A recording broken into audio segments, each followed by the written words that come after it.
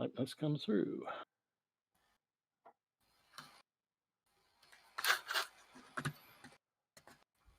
Live or anybody there? Does anyone hear us? Hey, we seem to be live. Good stuff. Good. We're all here. Welcome, guys. Welcome to the what are we calling it? Plastic Crack podcast or something, whatever. Ken, you'll notice we're missing one of our compadre. The evil dwarf Lord Ken has disappeared. Rumor has it it's because of that outfit he was wearing last week, and also because we challenged everybody to be drinking whiskey this week, and he doesn't drink whiskey. He was going to get Baileys out or something. Baileys, so we're all armed, aren't we, guys? Yep, we are. We'll go. Cheers. There we go. Whiskey armed, ready. So, as usual, can you let us know whether volumes are all okay and you can hear us? Can you hear us? Useful. Thank you so much. Can you hear us? Can you? I'm going to test my microphone. Am I okay? I can hear you. We've got your usual lovely 10-second delay, which is a voice. I know. I operate on a different time zone for everyone else. You're something like the Time Lord, I think. Yes. Brilliant. They can hear us on mine. One of the first comments is, "Where's the jester gone?" Yeah, I got everyone saying 10-10 on mine as well, so good stuff. Wicked. So let's say a few shout outs while we're here. We've got Lupus, hiya mate, how you doing? You're first up on the chat. GP, hiya mate. Duncan FX and NI Miniatures, hello mates, how you doing? Good to see you, thanks for joining us. Whiskey Brigade, yeah, we're here.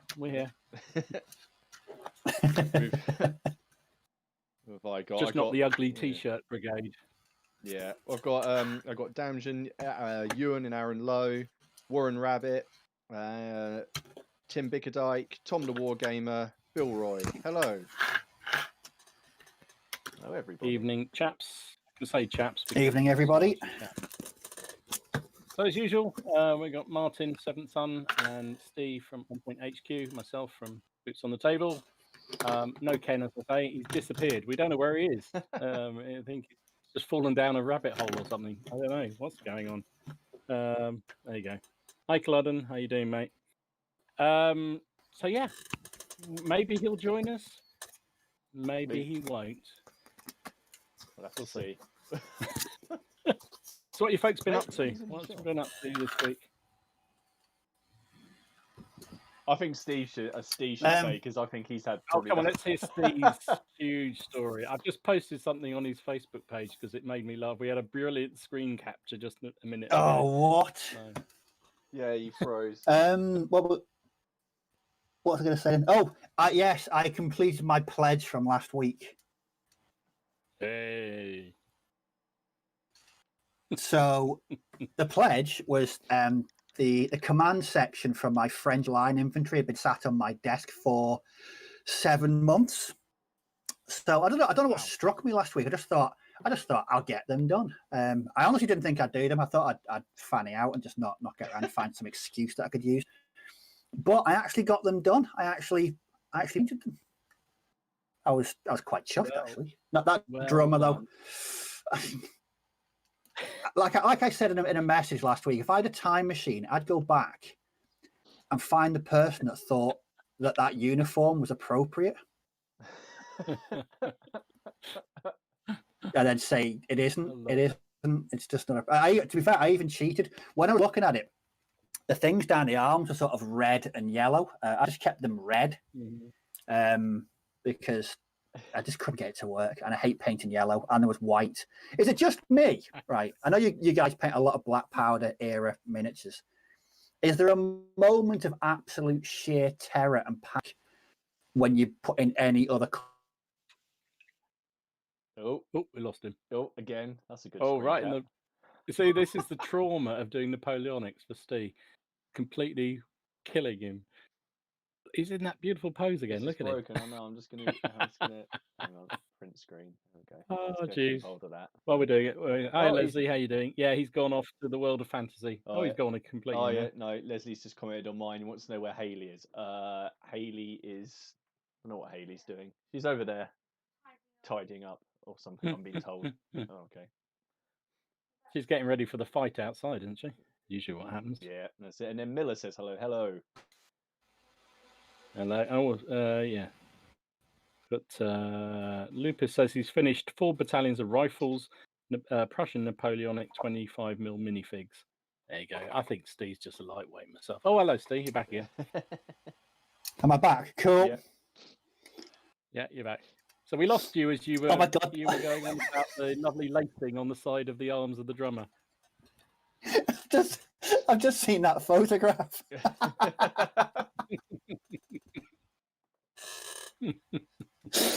Yeah, that's a man broken by.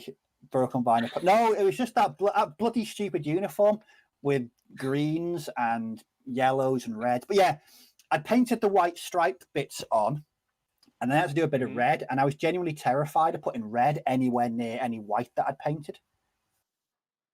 Oh yeah, it was just fear. I mean, with bolt action, I don't care. There's ink and crap everywhere, and things get painted very, very quickly.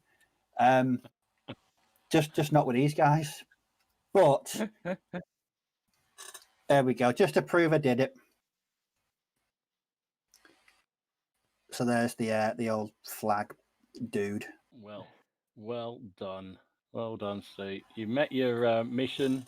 You achieved your goal. And now you just got to do a whole brigade. Yeah. Then you're all sorted. No problem at all. Yeah, that's the plan.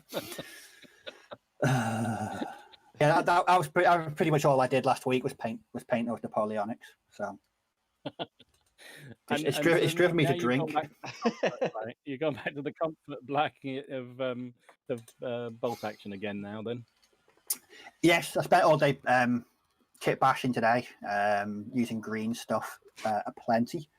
Rather good fun actually. But tonight I'm going to be working on more Napoleonics. Ooh, because I'm just a sadist. So tonight you get to witness the complete mental breakdown of somebody as they over the course of 2 hours. It's a 2-hour meltdown going to happen. That's great. I'm so looking. And with the aid of alcohol as well. I know. Brilliant. What can go wrong? What can go wrong? I'll be crying into the bath in about 2 hours' time. But no, that was my week. Very, very quickly done. What about you, Martin? I finished off the night that I was working on for the Wars of the Roses, so I got that unit, unit done, and that was also my Wargamers Anonymous entry. So I got that in just before the end of August, and then Saturday, finished up another cannon, and these guys here, I saw that. Nice. Just to add on, so they're quite. I don't know what it is about cannons. I can knock them out in about an hour. They're not hard. There's not really much to them. Really, I don't know. There's no if other people. I suppose you don't really have to put any sort of heraldry on them or anything like that. It's just fairly straightforward colours. This is more about basing, and then that was really it. Tonight I'm doing something a little bit different. I'm not working on Wars of the Roses because I wanted to have a break for at least a week. So I'm working on some Ronin for Bushido. So I started last night, and I'm going to show this off. It's quite small, this guy here, but he was in that kind of classic samurai. I'm about to take the sword out and kill you in one go. Sweet. He's quite little. But tonight I am working just on his mates. I'll probably just be working on this one model all night. They're very, very nice models. But they are beautiful. There's a lot of detail on them. So I'm trying not to wreck them. So if I can get this one done tonight in the stream, then I'll be really happy. Whose models are they? They're by GCT Studios for a game called Bushido, which is a semi-fantasy feudal Japanese game. But you could use these ones. There's nothing particularly fantastical about them at all. You could use them in any sort of Japanese-themed war game. Really, they're really nice. They're all metal as well, Dom. They do look something special. The perfect. Cards are brilliant. I mean, there's this guy here who I've got to do. So this one's just probably the least. So I've got 3 guys who are all Ronin swordsmen. And that's the whole faction. Yeah. But this is the guy who follows them around, carrying all their stuff. So he's got this massive backpack and loads and loads of really nice detail to do on that. So yeah, it's just the 4 of them, and that's an entire warband. So I'm quite looking forward to painting these. So because I've already got one load for him, which is all undead, but they're all because it's Japanese. It's based on Japanese horror, so they're all wearing masks. So you can get like the girl looks like the girl from The Ring. There's loads of creepy kids running around, and lots of Japanese spell like oni and different types of demons. So it's all quite fantastic. That stuff's quite creepy. It's done quite well. So a bit different. That sounds fantastic, actually. Sounds fantastic. I've never, it's one of the. I was on a stream the other night and people were talking about samurai armies, and I thought, I've never ever done any samurai figures or any kind of Japanese figures like that at all. I really want to do it one day. I haven't. I was very, very when Test of Honor first came out. Yeah. We were at the Warlord Open Day, and they had a couple of games of that running, and I was literally that close to walking out with the starter box. Yeah. But I didn't. But even with Warlords of Erewhon by Warlord, you could just Rick Priestley's written a samurai list for that as well. Yeah. So if I do ever paint any if I do ever paint any samurai or Japanese-esque figures, that'd be my first. I've never painted anything like that. Yeah, I had Test of Honor. I bought into it and a friend came out, but I wasn't like thrilled with it. I enjoyed it, but it wasn't kind of what I wanted it to be. But I know because Warlord dropped the license, didn't they? They just didn't carry it on. Yeah. And the Footsore guy, I've forgotten his name. And the other one has started Gone for Grey Games. Andy Hobday. That's it, Andy. They've put out a second edition, which I keep on meaning to pick up, and they've got some beautiful new models. They look stunning, the stuff that they're doing at the minute. But it hasn't really been very well, as far as I can see, it hasn't really been very well sort of put out there. I know people have picked it up on the Test of Honor page, but it's not been as sort of promoted as the first edition was. Because I remember when the lead up to Warlord putting that out, it was huge. Yeah. It's funny with Footsore, they're not quite as good at. Well, I suppose they're not the same sort of size enterprise as Warlords, but they don't make such a big thing of their games as probably they should.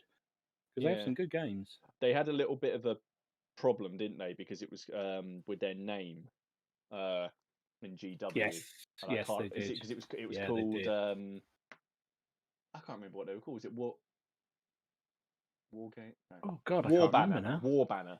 That was it. It was called War Banner. That's right. And apparently that was too close to Warhammer, and so they had to train. I know that means that some of their while they're waiting for packaging to be reprinted, all orders are going out without the nice cardboard sleeves on and things like that. So right. Yeah, they do some lovely stuff, I have to say. Miller says that next month War Games Illustrated are giving away samurai miniatures, Warlord ones. Oh, interesting. Ooh. On the front of theirs. So interesting. How does Miller have all this intel? He knows about so many things. It's scary.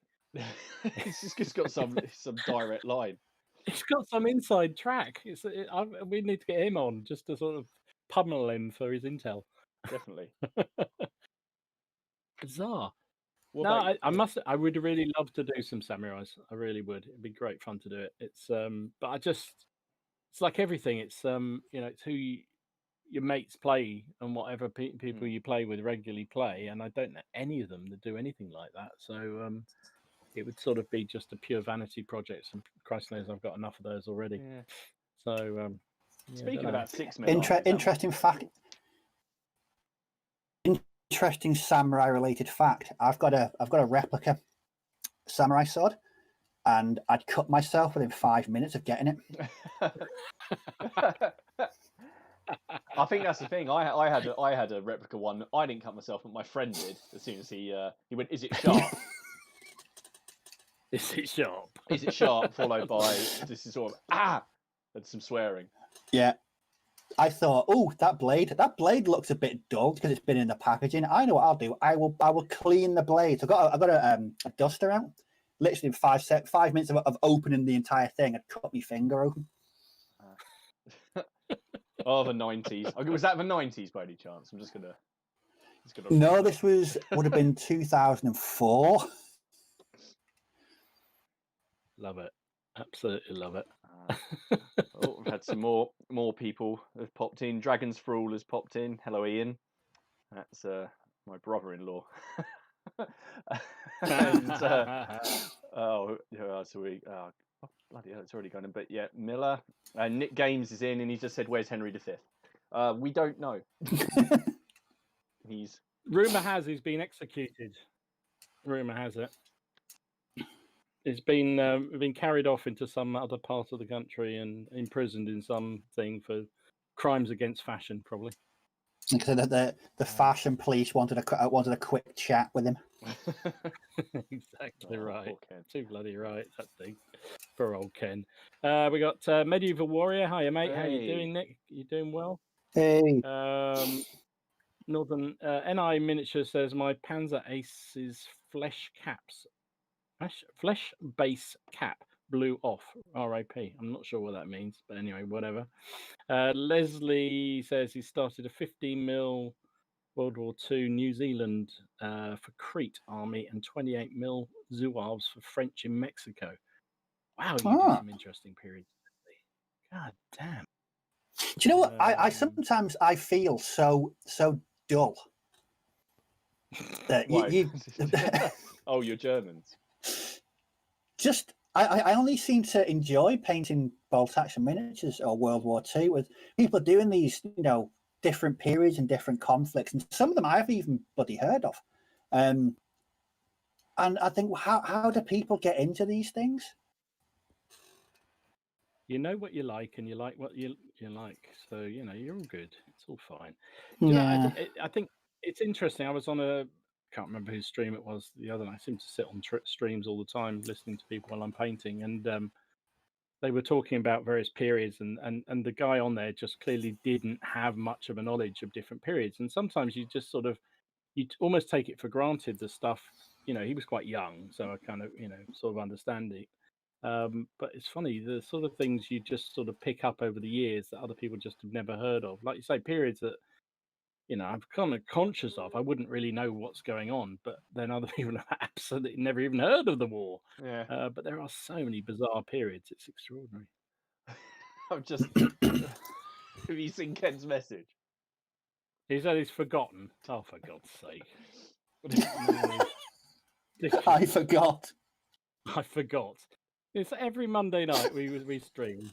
He's been doing it since day one, and he's forgotten. He's on. I've seen that. I can imagine a panic sort of rush to his new computer right now. No, I know what you mean about that, because I've got friends who sort of say, their first question is how's it going, or what you did. It's like, what are you doing now?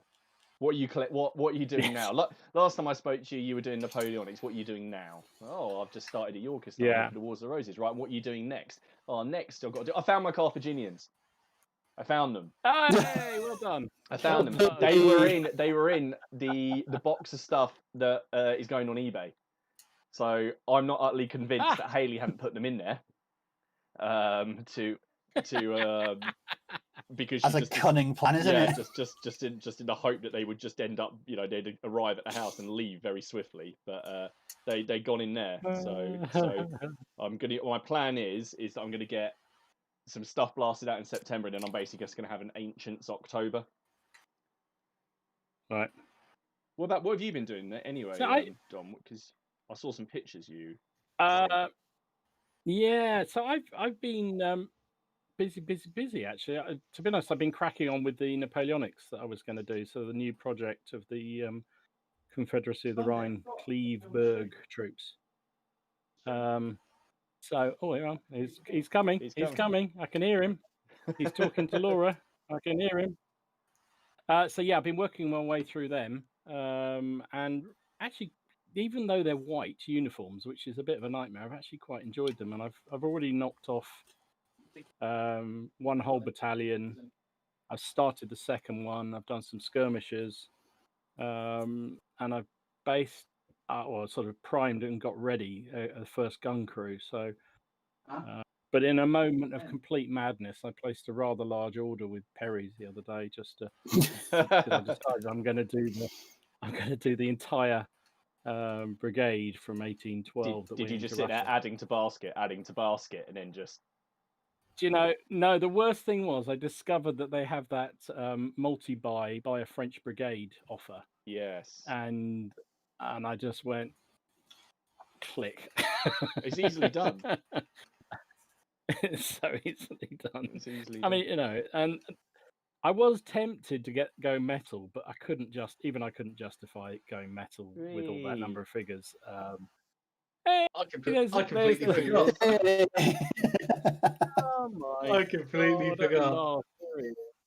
Sorry. Jesus Christ. There's been all sorts of theories floating Oh around my on here about goodness. what's happened to you. Oh, go on. We thought the fashion police had got you. No. Other people on here wasn't- thought that you've been scared off by the whiskey. No. I just Yeah. I absolutely completely forgot I was playing a video game till like 3 minutes ago.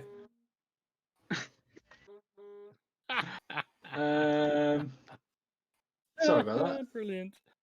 Did I even last did I even put a stream up? I can't even remember. I'm so sorry. This is just very He's so amateur. this So is amateur. unprofessional. You You got- know what I thought it was? Because I thought it was Sunday because I haven't been to work yet. It is fake Sunday today. That's the problem. I'm all geared up Definitely. fake. tomorrow to be. Yeah, Leslie said the bad penny. Here he is. He's turned up. Yeah, quite right. Oh, Jesus. So yeah, that's what I've been working on. I'm now working on some buildings. I'm doing another building because I find that's easy to paint in the evenings when we're doing this. What era? Dom, the sheer amount of white, the sheer amount of white that was on those uniforms traumatized me. I'm not quite sure I'd be able to handle that. Do you know, I seriously started that project when I had this great master plan to do this unit or do this couple of battalions of it. I thought, and you know, white was quite easy to do. I quite enjoyed doing it because it had always been something I'd run away from and didn't want to touch. And I thought, it wasn't that bad last time. I'll do it. And then I got halfway through the first company of them, and I thought, what kind of idiot were you thinking that? But actually, as once I carried on, it got a bit easier, and actually, it's not that bad, to be honest. It really wasn't that bad, and they're not, they're classic 3-foot gaming quality figures. They look fine from a distance, and I'm quite happy with them. So I've done 24 foot in one battalion, a couple of officers. So I got, just looking up there because they're up on my case. Some skirmishers, and so just started the next battalion. So it's all good. So we're all fine. But yeah, quite pleased to get going. But it has cost me a load of money because of Perry's. So never. They have a lot to answer for. To be It was fair, just one of those. They do. To be absolutely honest, it's their fault. That's all I'm going to say. Just their fault. They're lovely guys. But speaking of the Perry's website, this may shock you. I was on there on Saturday, looking at French cavalry. ooh, My God. do you want some lancers? Do you want some lancers? You've got loads. oh my God. I didn't actually buy any because I know I'm going to reach a point with these Napoleonics where I'm going to crash and burn. I'm going to stop and have a 6-month break like I did last time. So I'm not buying any. I'm not buying anything because I don't want a crap load of miniatures just sat there doing nothing, especially Napoleonics. Because I'm under no illusions. The chances of me ever using these to game with are like slim to nil. So that was one of my questions I was going to ask you, Steve. So you said in the chat that you don't sell any of your figures. You only, everything's No. kept. Is that true? Mhm. Everything. Yeah, everything. Good grief. You must have a lot of figures, Steve. Yeah. Considering I live in a shoebox, they're cunningly hidden away in every nook and cranny you can think of. There's normally figures somewhere. But no, I've never sold. I've never sold. No, I can't remember if I've ever sold any figures at all. Even for periods like the Napoleonics that you've never done or never likely to do. I'm surprised. No, because I only have. The only reason I have these is I picked them up in Halifax. I was there one day for an excursion out to a model shop. And I just thought, I'm going to buy something today that I've never bought before. So I ended up picking up these Perry's Napoleonics, and I got them home and just put them on the shelf and forgot about. My interest lasted about 24 seconds. But then we had the winter warmer at the start of the year, the winter warmer challenge. So I decided to paint something that I'd never painted before, and I'd never painted Napoleonics. But I don't know. I mean, I would really, really love to have a full Napoleonic army, but I just don't think it's ever going to come to fruition. Yeah, fair enough. Fair enough. I can understand that. I mean, they are fiddly unless you're, really into. I say my only reason for doing them is just to get them on the table. So the fact they're painted and they'll see a game at some point fairly soon, and that's what keeps me going on them. Really, that's the only reason why I'll paint them. Although I'm doing far more than I'll use for sharp practice, which is largely what we're doing at the moment. But I'd like to get to a black powder with them. That would be fun. Well, that means I have to join the French side, and that's just a bit scary, even though they're not French. So if you do that, I'll use the British, because I still have never used the British.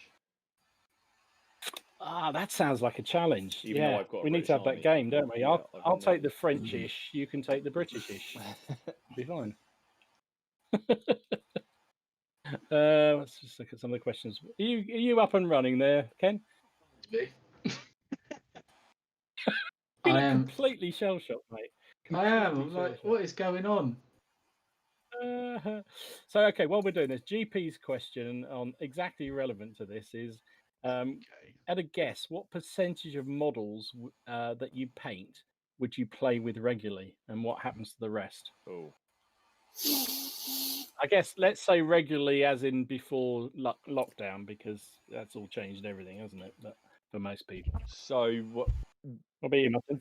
So hang on. How many of your figures do you regularly use that you've painted? See, I consider 4 games a year, big games a year of black powder, quite regular for black powder. To use everything. I've played more games of black powder in lockdown than I played in the preceding 18 months because of. I just had a "you're welcome" just from over there as well. But I don't know. Before that, I would probably say probably about 50%. I'd say, because some of my like I've got loads of stuff that I've painted that I just don't use anymore, but I've narrowed it down to the systems that I like, and I regularly play Saga and Fire and Sword and Bolt Action and a couple of other ones. So those ones I play quite a lot, and then I'll have some projects in mind. I mean, even though I've done all the Wars of the Roses, we were all geared up to start playing. Had one game, and then lockdown happened. So we're having our next game on Saturday coming, which I'm really excited about, because I've been painting it, I've been researching it, I've been going at it, and then not been able to play it because I've only got one side. So I haven't been able to sort of like even just have a game with Haley or just do a solo game, because I just didn't have anything. So I reckon probably about 50%, give or take. It's a pretty high proportion, I reckon. Yeah, I reckon. Even out where I've got a What lot about you, of Steve? miniatures. Well, this will probably come as no surprise to virtually anyone. 95% of the stuff I paint bolt action, and we tried to get as many games in as we could last year, and then lockdown struck, and then we've had no games since. But I'm still painting Blood Bowl teams. I'm going to be teaching me next year to play that once we're back to normality, and that's about it, really. Just mainly bolt action. I don't really have any other periods that I paint for, or I certainly don't paint to play anyway. So it's going to be quite high. I'm going to say it's about 90%. Oh my god! But I am an anomaly, though. I feel so inadequate at you two. I reckon probably 15% of my figures I regularly play. Oof. How many? It must be about 15%. Yikes. Maybe even less. Because I mean, genuinely, Ken's seen them. I have thousands of them, and he hasn't seen all the 15 mils that are all locked away. Because I've had them 30 odd years of collecting them, so they're all sort of sitting there in boxes and what have you. that said, I think they've all been used on a very regular basis at different times. So in my garage of shame, there's boxes and boxes of 28mm medievals and Napoleonic medievals and ancients, which haven't seen the light of day for 10 years, maybe. But before that, they were played with very, very regularly. And it's only the fact that, like I was saying before, we're not playing that. The people I'm playing with now aren't playing the sort of games where I need those figures. But I know at some point they'll come around again. And with Saga Age of Hannibal round the corner, certainly the ancients, the Macedonians and the Carthaginians and the Numidians will all come out again because they'll be useful. And I think I'll probably those what's it, the medieval set rules that they gave out with War Games Illustrated look quite fun. So I might recycle the medieval figures that are in the collection. So while they haven't been played with for years, just with a bit of, well, they'll probably need a bit of TLC because they've been in the cupboard for so long. But apart from that, and rebasing probably, they're all good to go. I mean, figures don't really go off, do they? It's not like, No. I mean, they can look a bit dated sometimes, but if you're not bothered with that, then that's fine. So, I think it's probably good though. I mean, you've got that kind of back catalogue. So if any new games or rules come out, you don't necessarily have to go out and start buying and collecting and painting an entirely new army. There's going to be a chance that you've got a collection somewhere that will fit that particular rule set. Yeah, but of course I'm such a collector maniac that I'll just keep moving to new periods where I need to buy, like a whole brigade of German Napoleonic troops just because I'm, just can't be bothered to do anything else. So yeah, in theory, yes, you're right, Steve. And actually in practice, to be absolutely honest, we played a whole load of Hail Caesar down the club for a while, and all those Napoleonics, all those ancients came back out and were used at various times. All the Vikings I had were used, and all the ancient Britons and what have you were reused. So they will be. Just other ones, just I don't know. Some will be used more often. I've got 20mm Second World War. I can't see me using them again for a long, long, long, long time. But never say Sell them, never. Dom. Sell them, Dom. No, I'm not going to sell them. They're not being sold. The only figures I sell are genuinely ones that I know I will never ever play. I got rid of all the Games Workshop stuff I bought years ago. I've actually got a reasonable amount of money for them. And just the odd unit. Like I've just sold some Parthian foot archers, which I painted up, and I just didn't like them, so I sold them. And I sold something else. When I got the odd unit, I just think I don't really like that unit. I'm not going to use them. I don't like them, so I'll sell them. But that's it, really. But no, I'm bad like that. What about you, Ken? You're ruthless, though, aren't you? You sell everything you don't use. Sold some last week. Sold some last week. They're getting posted off tomorrow. Just make sure everyone can hear me, right? Can you guys hear me all right, I guess? Yeah. Yeah, Yes. cool. Yeah, so yeah, I sell figures all the time if I'm not using them, or I don't think I'm going to find an opponent to use them with. Yeah, they go. They are gone. There's only a couple of figures that... Yeah, there's only a few things I don't really want to sell at all, and that'll be my Lord of the Rings stuff and my historicals, because there's always somebody that I think I could play historicals with. And like you guys have said, there's so many different periods, isn't there? For that reason. Yeah. No. Yeah. Hello, well, Dodgy Martin, what you were doing then, mate? Oh no, it's a See shake in the bottle. corner, like... It's a shake in the bottle. Oh dear. Well, on that note, someone just said, "Oh, there he is. Who paid the ransom to the French?" Yeah, I forgot. I would have stuck it back on tonight, but I've got funky pajama bottoms because I hadn't even had a chance to change. I was just chilling out, but I managed just quickly. You probably see on the stream. I managed to do all those archers, so they're all done now. And the men at arms.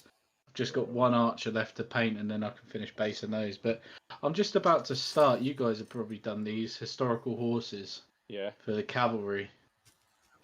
Is it best to paint them separately or with the riders? I paint them separate because you can just, if they're armored, you can just spray the riders silver and just do it that way, and then spray. Oh, okay. And then, Oh, funnily enough, Ken, my video last week on how to paint mounted cavalry, heavy cavalry, might be a bit of a had. If you want, I'll send you a link.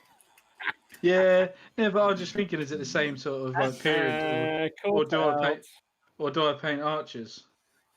Because you got mounted archers. I don't know what to do. I mean, obviously, consult Martin's video. I'm surprised, really, frankly, surprised you haven't watched it already. But like... I mean, I mean, most people will say that to paint cavalry, generally, you should paint the riders separately to the horses. But I have to say, sometimes I'm just a lazy bastard, and I'll just stick them on and paint them on there. But it does make it depends on the figure, to be honest, doesn't it? I mean, you know, sometimes you can get away with it, and let's be honest, there are figures, the ones that are stuck together, aren't they? So.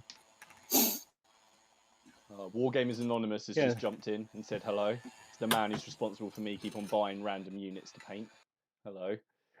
I've got to find something this month to do.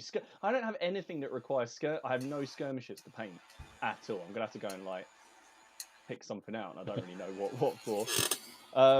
Do some 95th rifles, mate. You'll love that. Oh, I don't need any more of them, though. No more of the little horrible green little bit so-and-sos. No more. No more. I was on eBay and I saw someone selling like 25 of them, and I sat there looking and going, "That's quite a good price for that." And then I just thought, I don't. Wargamers Anonymous. I don't want them. This is going to wind me up. And let's be honest, they're not figures. But and then Sebastian Allen John says hello. Miller's just said something which he had another question actually, which is pretty quite good. But here's one of his quick questions to you all. What do you want to happen to your collections when you eventually kick the bucket? Not to tempt fate or anything, though. Well, I want mine to sell it for a good price. Mine will be loaded into my longboat when I'm sent off like a Viking funeral.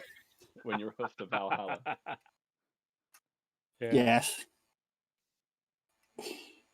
Funny enough, years and years ago, when I was doing the old serious thing of doing a will and everything, I did actually have my collection written into my will.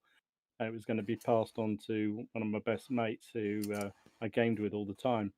But as I've now got older, I'm thinking actually the idea of just having a massive, gaming session where everyone uses as many of my figures as they possibly can, and then, sort of has a ritual burning of them would be quite fun. But then I don't know, maybe just selling them for charity. Selling them for charity might be the better and more responsible way of doing it. I don't know. We'll see. What about you? Mine, I want them to. See, I would have used to say I want them to go to anybody but Hayley, who will just bin them. But now that Hayley's like used them a couple of times, I have a feeling that she would probably bury me and put the 95th in with me just to annoy me. So I'm not sure. I guess I'd want them to go to, I don't know, just a club or someone who's going to get some use out of them, enjoy them. I know a teacher who who said, maybe he would consider doing something in when he's doing lessons, or like he can like actually show like battles. Now I sat there saying I don't remember learning about any battles in history at all. I remember thinking we're going to learn about them, and then getting up to the point we're going to battle, and then you skip over it and go, Henry having won the Battle of Agincourt, then went, oh, okay. Yeah. So I don't know, just someone who I just like someone who's going to get some use out of them. Hopefully my daughters. There we go. That's no chance of my daughters. My eldest would probably sell them for a profit because she knows how much they're worth, because she's mercenary like that. And I don't blame her for that. It's fine. Oh dear.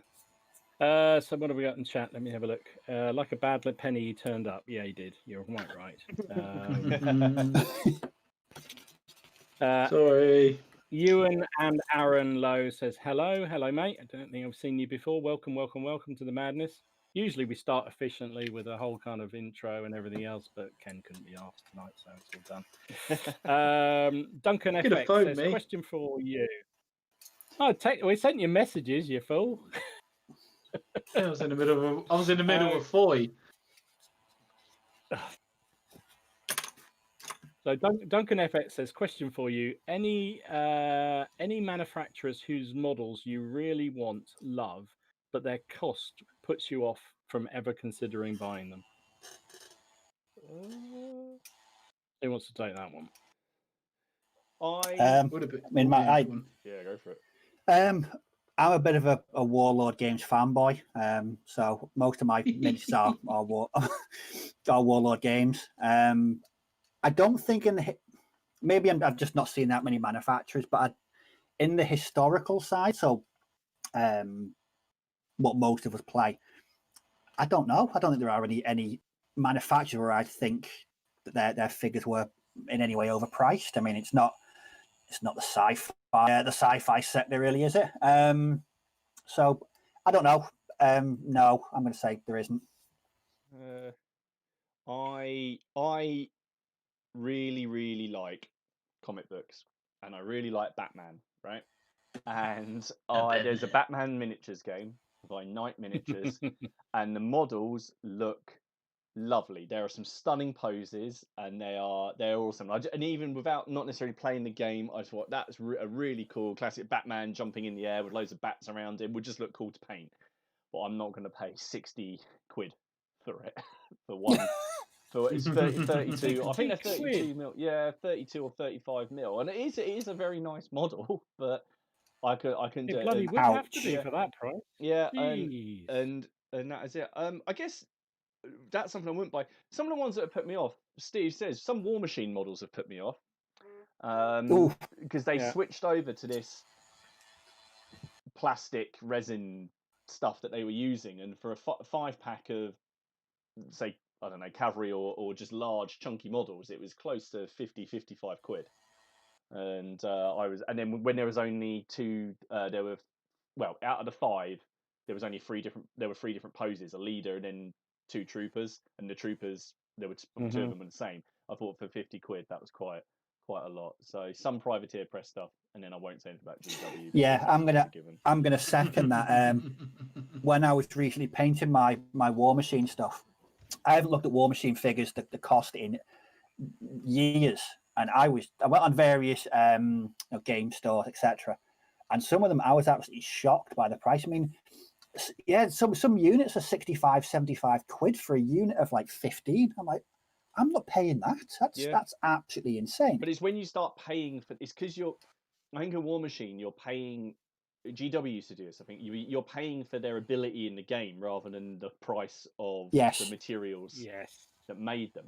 So it's pay to win, isn't it? Basically, and it's a very, like I said, we've said this before when Steve was doing BLT. It's a very aggressive game. You don't need those models. They've got a massive range, but they would help you win some of the stuff. God, yeah. Yeah, it's odd, isn't it? I think it's definitely a fantasy thing as a whole, that price is a bit crazy. Forge World. Sorry? That's all Forge World, mate. That's all I'll say. Forge World. Yeah. Jesus. Yeah, exactly. But I think it's largely because those figures, or not Forge World necessarily, but the general sort of fantasy figures are designed for very small games, so they're not like a mass battle, so not, like a bolt action or a black powder or anything like that. So you're only probably buying, if you're playing role playing or Dungeons and Dragons or something, you're probably buying half a dozen figures, a dozen figures probably. So if they're 5-6 quid a pop, then that's probably not going to break the banks, but for anybody really, especially if you're buying one a month or one a week or something like that. Whereas if it was a regiment of 24 figures and they're each £5 a pop, it's a little bit different. So I think that makes a huge difference. Yeah. Well, but I'm with you. There's not many that I would consider that ridiculously expensive. that said, like I was saying earlier with my project, I very nearly bought all the offensive miniatures stuff, which aren't that expensive. But when you're thinking about doing, 7 battalions of foot, it adds up. Whereas I could buy a very nice Perry plastics for a fraction of the cost, which is what I ended up doing. So, yeah, I don't know. Yeah, fully metal army is probably the only thing that that would put me off, because, like you say, they are more expensive, aren't they? When you could have a plastic army for a lot cheaper price, can't you, nowadays? But you do get the uniqueness with metals, don't you? That's what I think. A nice mix of metals and plastic is definitely the way to go. Absolutely, for sure. That's what I've done with my 100 Years War stuff.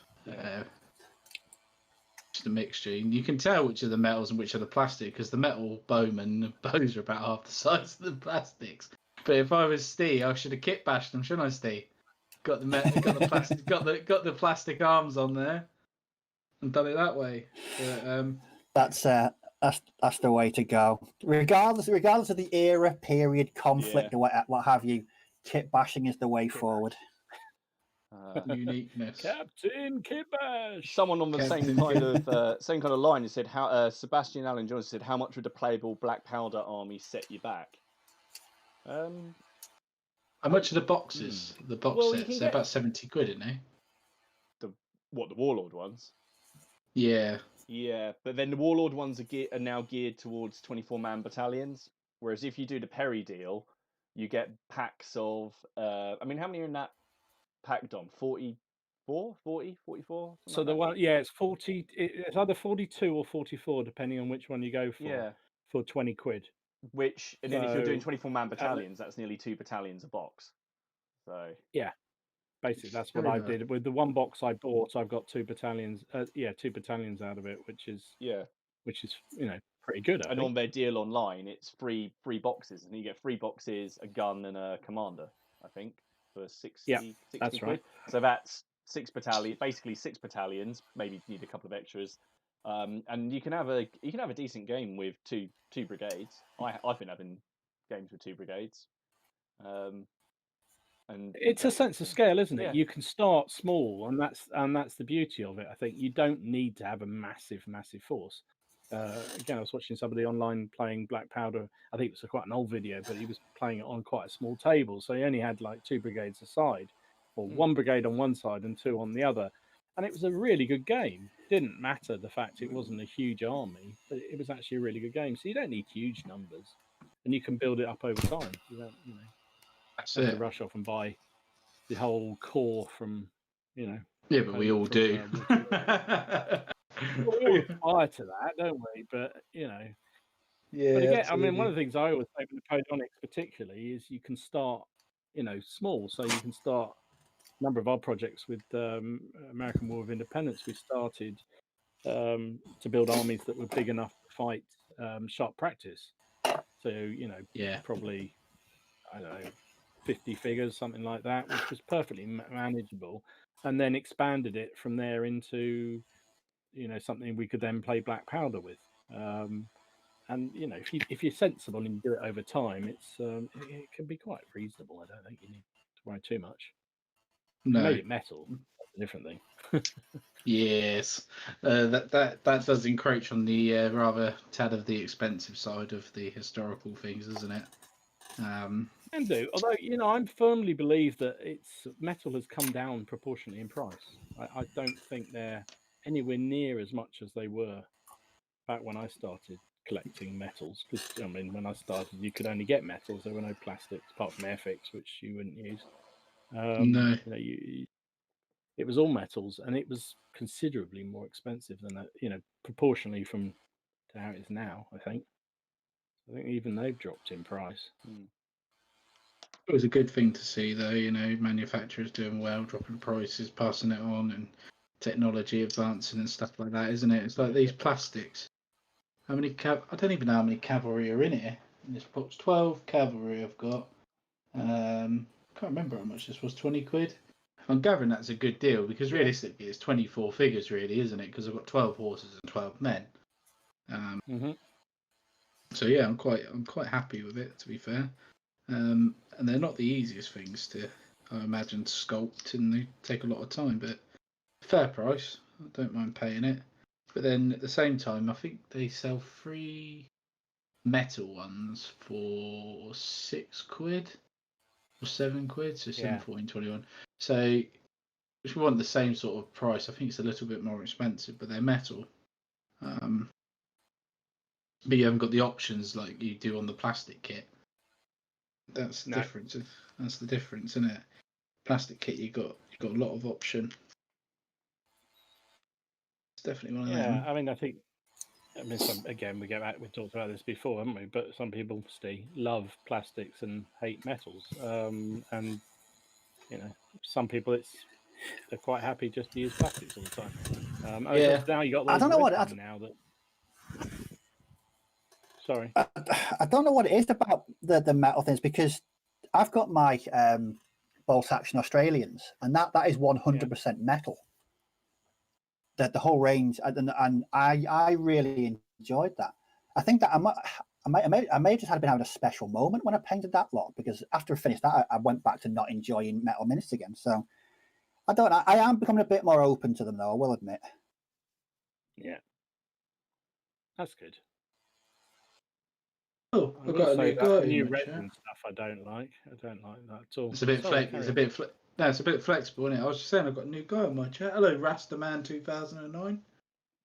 He's saying he's doing some Aeronautica, which is Games Workshop, and he's also talking about Epic. He can't decide what to do, but now he said he's doing 2 very old Games Workshop Marauder Bombers and 6 Rough Riders. I think that's pretty sure that's either Epic or 40k. But yeah, fair play to him. Nice to have you with us.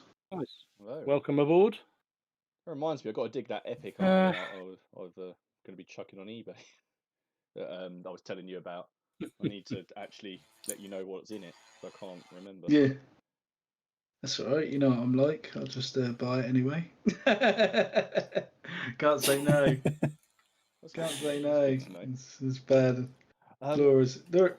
Yeah, go on. Do you guys mind if because Miller sent a question during the week. I don't know if you guys saw it, and I'm actually really interested to see what you guys think. Oh yes.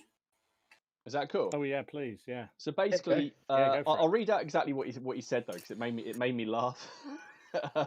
And that was hang on. Oh, I had to find it first.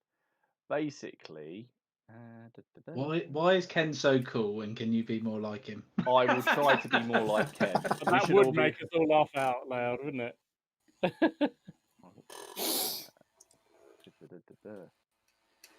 Come on, here we go.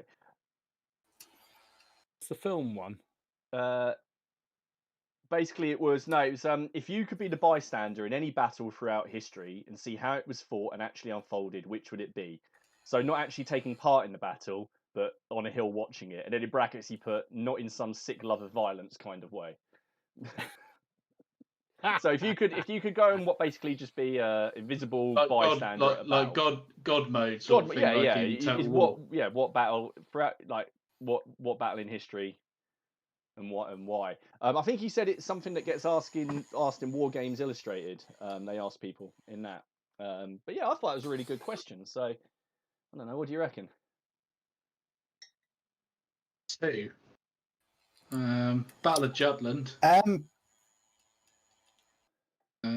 I'm just checking because I want to make sure I get this right. Yeah, Battle of Jutland for the First World War for the naval stuff, and also the Battle of Britain with the aircraft. If it's like a God modey sort of thing, if I could see, Not just in a bystanding play. If I can just float around and just see it from every point of view and jump into those 2. A land battle, that would be interesting. Maybe the Battle of the Somme. I would love to be able to see some of Alexander the Great's battles, Ipsus or Issus or any of them really, because I'm fascinated by that period anyway, and just his ability to, every battle he fought, he was heavily outnumbered, I mean, absolutely extraordinarily outnumbered in men, and yet he managed to completely annihilate his enemies each time, and with some amazingly innovative tactics over the day, doing things that nobody expected him to do. I think that would be absolutely fascinating to see how he did it, because I don't think we really know truly how he did it. See these I quite think that for famous me would be- generals like Alexander or Caesar, Yeah. and these Yeah. battles. My what about you, Steve? What was your one? I had two. I had two. The first was Rourke's Drift. Oh yeah. Good. Mainly because I grew up watching Zulu, and I absolutely love that film. Gonna say, And it would just be interesting. No, it's actually be there and to see it, ebbing and flowing. But the second, I was just checking because I wanted to get the name right. The Battle of Cantna. Just because I've watched it being gamed a couple of times, and I watched a documentary about it, and it was just such, from Hannibal's perspective, such a planned, set piece, executed battle that worked. Mm-hmm. Yeah, one of mine was one of Hannibal's as well. That's a battle they still study at military college, isn't it? Yeah. People like West Point and Sandhurst, they still study that battle because of, like you say, Steve, the way that he planned and deployed his troops to absolutely do exactly what they did, and had exactly the effect he aimed to do, which basically annihilated a larger Roman army, and literally. I think one of the bits that I thought is right at the beginning, and he attacks. It's kind of a preemptive assault against the Romans before they've even had breakfast, so they're not in the best of moods. Then they've got to go running, pursuing the Carthaginians through an ice cold river. Trevor. So you get to the other side. What I was going to pick. That was my. Oh, am I getting mine mixed up here? Trebia. I'm getting Trebia is the one where he goaded them across a river, which was one of mine. One of my two. And basically, the Romans went across it before Hannibal had his army well fed and rested, and by nice warm fires, and he goads these Romans, like you say, across the river.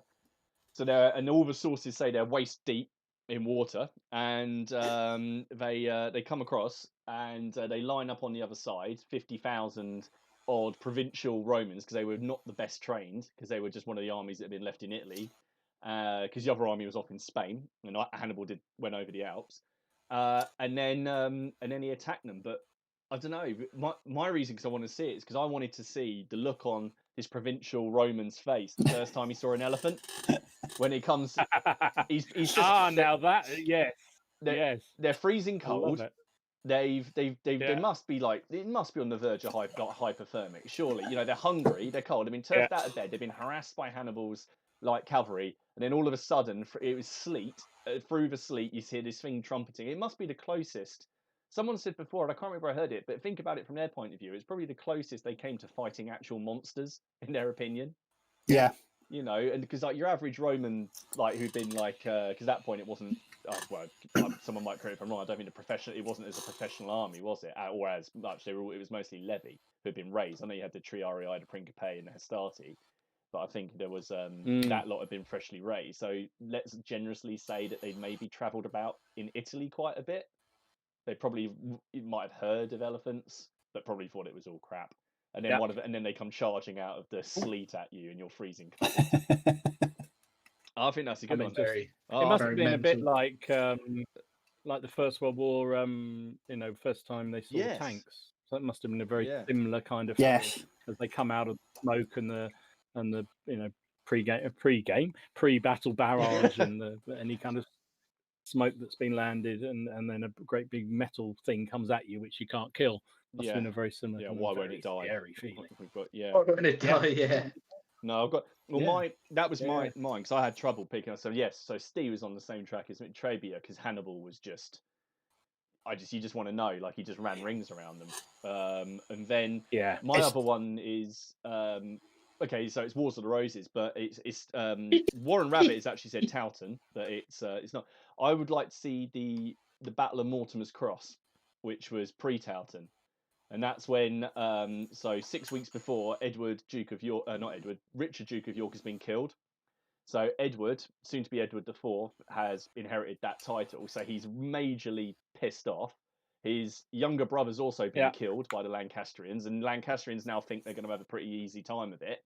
So they're out in Mortimer's Cross. You have Owen Tudor, Jasper Tudor, and Jay's going to kill me, but there's an Irish guy, and I can't remember his name, and I'll have to look it up. So they rock up thinking they're going to have an easy time of it, and then you have Edward of York, Earl of March, and he's in some say black armor. He's 6'4" out of the armor.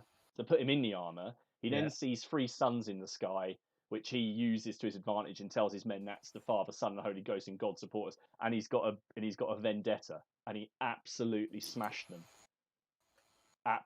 Like it was just wholeheartedly a massive crushing defeat. And there must have been a point when the Lancastrians saw this giant in black armor smashing his way, because he was always known for getting in the middle of it. And they just went, we've made a mistake here, lads. We've gone messed up. And he didn't. And then of course after that he took the crown. And then Towton happens later, where he was stuck in there. So I just think that was his first. He'd already won the Battle of Northampton, but with Warwick's help. But that was his big Mortimer's Cross. I thought would be just quite a. It's not a massive battle, but it's one that I think would just be really interesting to see this guy suddenly go, yeah, I'm in charge now, and just smash it. I think generally any of those sort of early battles that you haven't got an awful lot of evidence. There's not much written. There's sort of written from the victor's side. But you don't really have any clear idea about how the battle went or what exactly happened. It'd be absolutely fascinating to be on. Custer's Last Stand.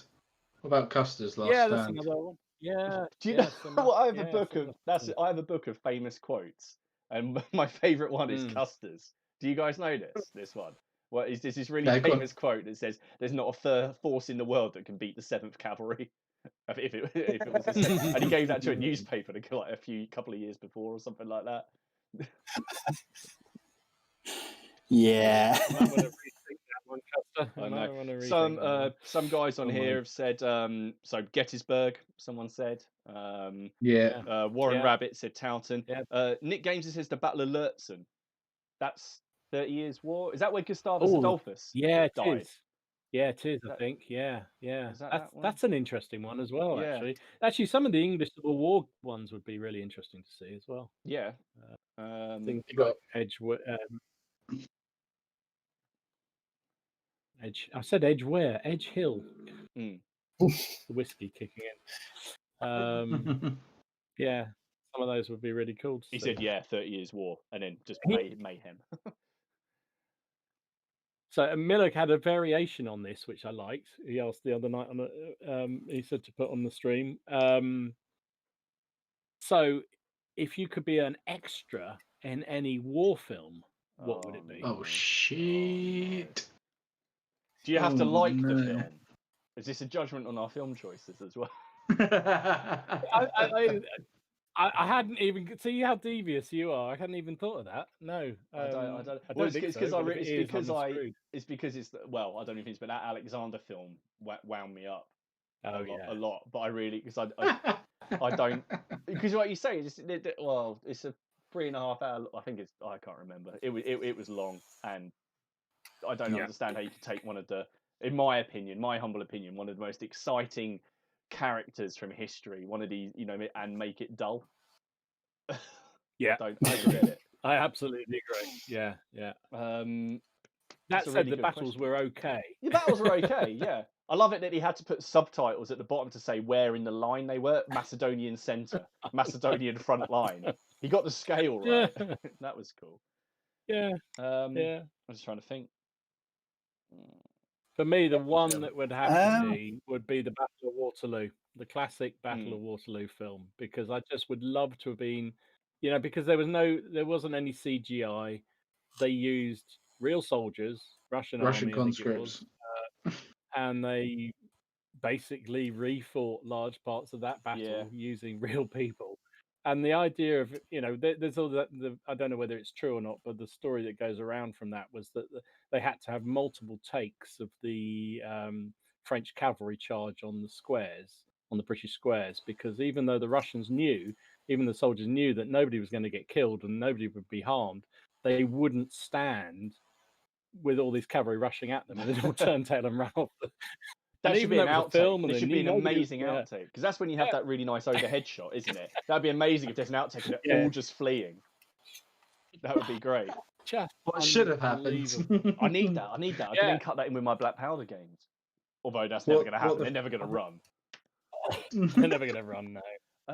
But I thought that would be absolutely stunning to see that. That's quite good. I'm quite stumped. I'm stumped actually. Saving Private Ryan, that beach scene in the beginning of Private Ryan when they're coming ashore, that's quite a scary scene. Would be quite amazing to be an extra in. Zulu would be another one. Be quite fun to be an extra in. Yeah, that'd be pretty cool. I'm trying to think. Possibly. Oh, we lost him again. Oh. Last time he's in mid.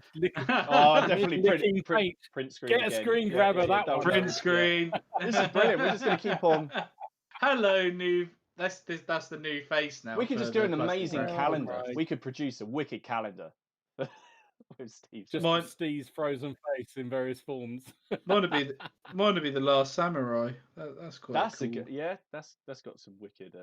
It's an interesting one. Yeah, that's an interesting one. I hadn't think of that. Yeah, I like that. I would probably say probably just because I think that I'd probably say Kingdom of Heaven. There's the Siege of Jerusalem. Yes. Yeah. So shame Orlando Bloom's in it. That's one of the only films I actually like in it, and you have to watch the director's cut as well. Oh! Now he's angry. No. Oh no, not angry. But I was angry when I went to see that film. No.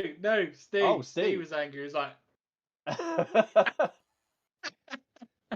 Am I still having problems here? You're frozen in a particularly fetching pose. Yeah, all right. Let me have a. I'm gonna. Oh, here we go. Oh, he's gone again. There he is. Nick Games has put one out, maybe a tad controversial. An extra is a Roman picking his nose behind the crucifixion of Jesus Christ. I don't know if that counts as a war movie though. A little bit controversial. Yeah, okay. Controversial there, but yeah. There's a Monday night. From Life of Brian. Yeah. Brilliant. Classic film. That was some really good questions. Yeah, I don't know really. Put some good stuff out. I say we're going to have to commission him for regular questions, which I think is actually for that point. I must just say before we go any further, our regular Pete's little question of the week won't be held this week because his partner's not very well, so he's not able to join. So get well soon, Patsy. Hope you're well because he's a friend of the channel. His old absolutely, absolutely get well soon. Yeah, so I don't know. There are a couple of cracking questions there. I like that a lot. Anything in the chat from anybody? Got any thoughts? Does Rambo count as a war film? Because just being killed by Rambo would be quite cool. There's some very inventive. Now there's a question. It's a very fictional war film. Hands off. There we go. Well, if we're going to go there, can I be the one that gets chopped by Conan the Barbarian or something? That'd be quite. That'd be fine. Which Conan though? That new one or the Arnie one? That's the problem. Oh, I have to be the Arnie one. Has to be got to the be the Arnie classic bad acting. Come on. Bad acting. That's. Oh, I love that film. I taught my daughter. If you ask my daughter, my 4-year-old daughter, what do you do to your enemies? She says, crush your enemies. Good idea. Mind you, that's probably the influence of her mum, isn't it? More than anything else. Yeah, pretty much. He said the 95th to go and do the job. Oh, here we go. There we go. Good stuff. 95th. So I'm going to see what people are saying in chat. GP says, how to get your wife into wargaming. 1, show her burrows and badgers. 2, get hooked on Dead Man's Hand. And 3, get a long list of models we now have to buy and paint. Crap. Oh, right. So it didn't work for you then, mate. You suddenly had a load of extra painting job. Oh, well. Oh No dear. doubt my wife to get into painting, into gaming. No, same. No, No same doubt. here. To history, we never go to history. We went to Arundel Castle yesterday, and that was great. And she'll come and do all that kind of stuff, and we enjoy doing that. But gaming, no, not a chance. We even have a virtually divorced playing Monopoly, so the chance of playing tabletop is just no chance at all. No chance. At least you know it. Um, I'm still in denial land. yeah, but I'm a bit ahead of you, Ken. It's my 25th wedding anniversary on Wednesday, Congratulations. so I've had Oh, a fair long enough. time to get used to what she's used to. So you know, I'm 14 years behind you now. Here I've we got go. it's our 8th wedding anniversary tomorrow. So, but apparently an anniversary game of Black... Actually, I haven't tried it. Hayley, do you want an anniversary game of Black Powder? She says no. She said she would like me to mop the kitchen floor that I've been promising for 3 days. I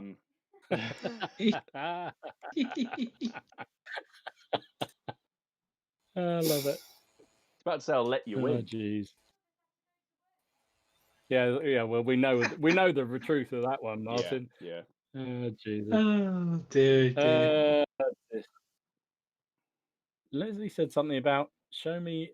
Hang on, what is Leslie says? Dom, have you shown Ken your 54 mils? I don't know whether that's a sexual innuendo. I don't have any 54 mils. I don't have any 54 mils. I mean, I've got I can 15 vouch for mils, that. 20 mils, 28 mils. I certainly haven't got 54 mils, so I can't show that off. That's quite possibly the worst chat-up line I've ever heard. That's Hey babe, why don't you show me your 54 mils?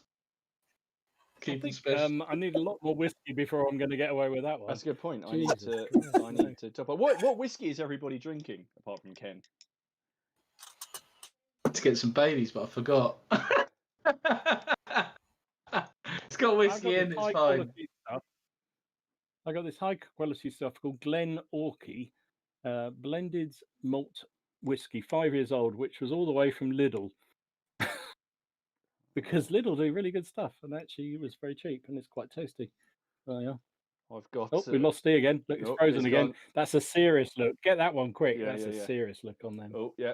Hang on. There we go. I've got that one. I've got Monkey Shoulder, which is another blended malt Scotch, and it's far too easy to drink. My birthday was at the start of lockdown, and I got given. I think I had 3 bottles of this stuff through various people, and by May it had all gone.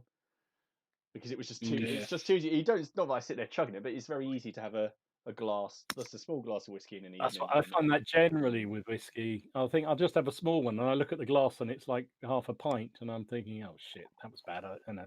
I'll just drink that and have another one. Yeah. What's yours, Steve? What's your one? Cardew Reserve. I'm not normally a single malt person. I'm more of a bourbon drinker. But I've had this for ages. I don't drink. This is the last in the bottle, and I think I've had the bottle for over 18 months. But it's a really nice. It's got a really nice peaty aniseedy taste to it. It's quite nice. Many years ago, I did with my lovely wife before the kids were around. We did a trip to Scotland and did the whiskey trail. You can do it. It's a road through the Highlands where I can't remember how many distilleries there are, but a lot of them. And she doesn't drink whiskey, and I do. And we stopped into quite a lot of them, and I was extremely drunk because they give you samples in every tour you do. And my wife was driving and didn't drink it anyway, so I had hers. And so by the end of the trip, I was completely paralytic. It was great. It was one of the best fun times I had. Also, we had a boot full of whiskey, which was also quite funny. But there you go. We have a distillery near us. We got that the English whiskey company. They're near us, but they're near us, but they do an afternoon thing, which is around the world in 20 whiskies or something like that. So you just pay them all your money, and then they just give you whiskey. So they give you Scotch, they give you Irish, and then they give you some of that Japanese stuff, which I quite like. And obviously theirs. And then when you're sozzled, they give you a discount code to go in the shop, Oh dear.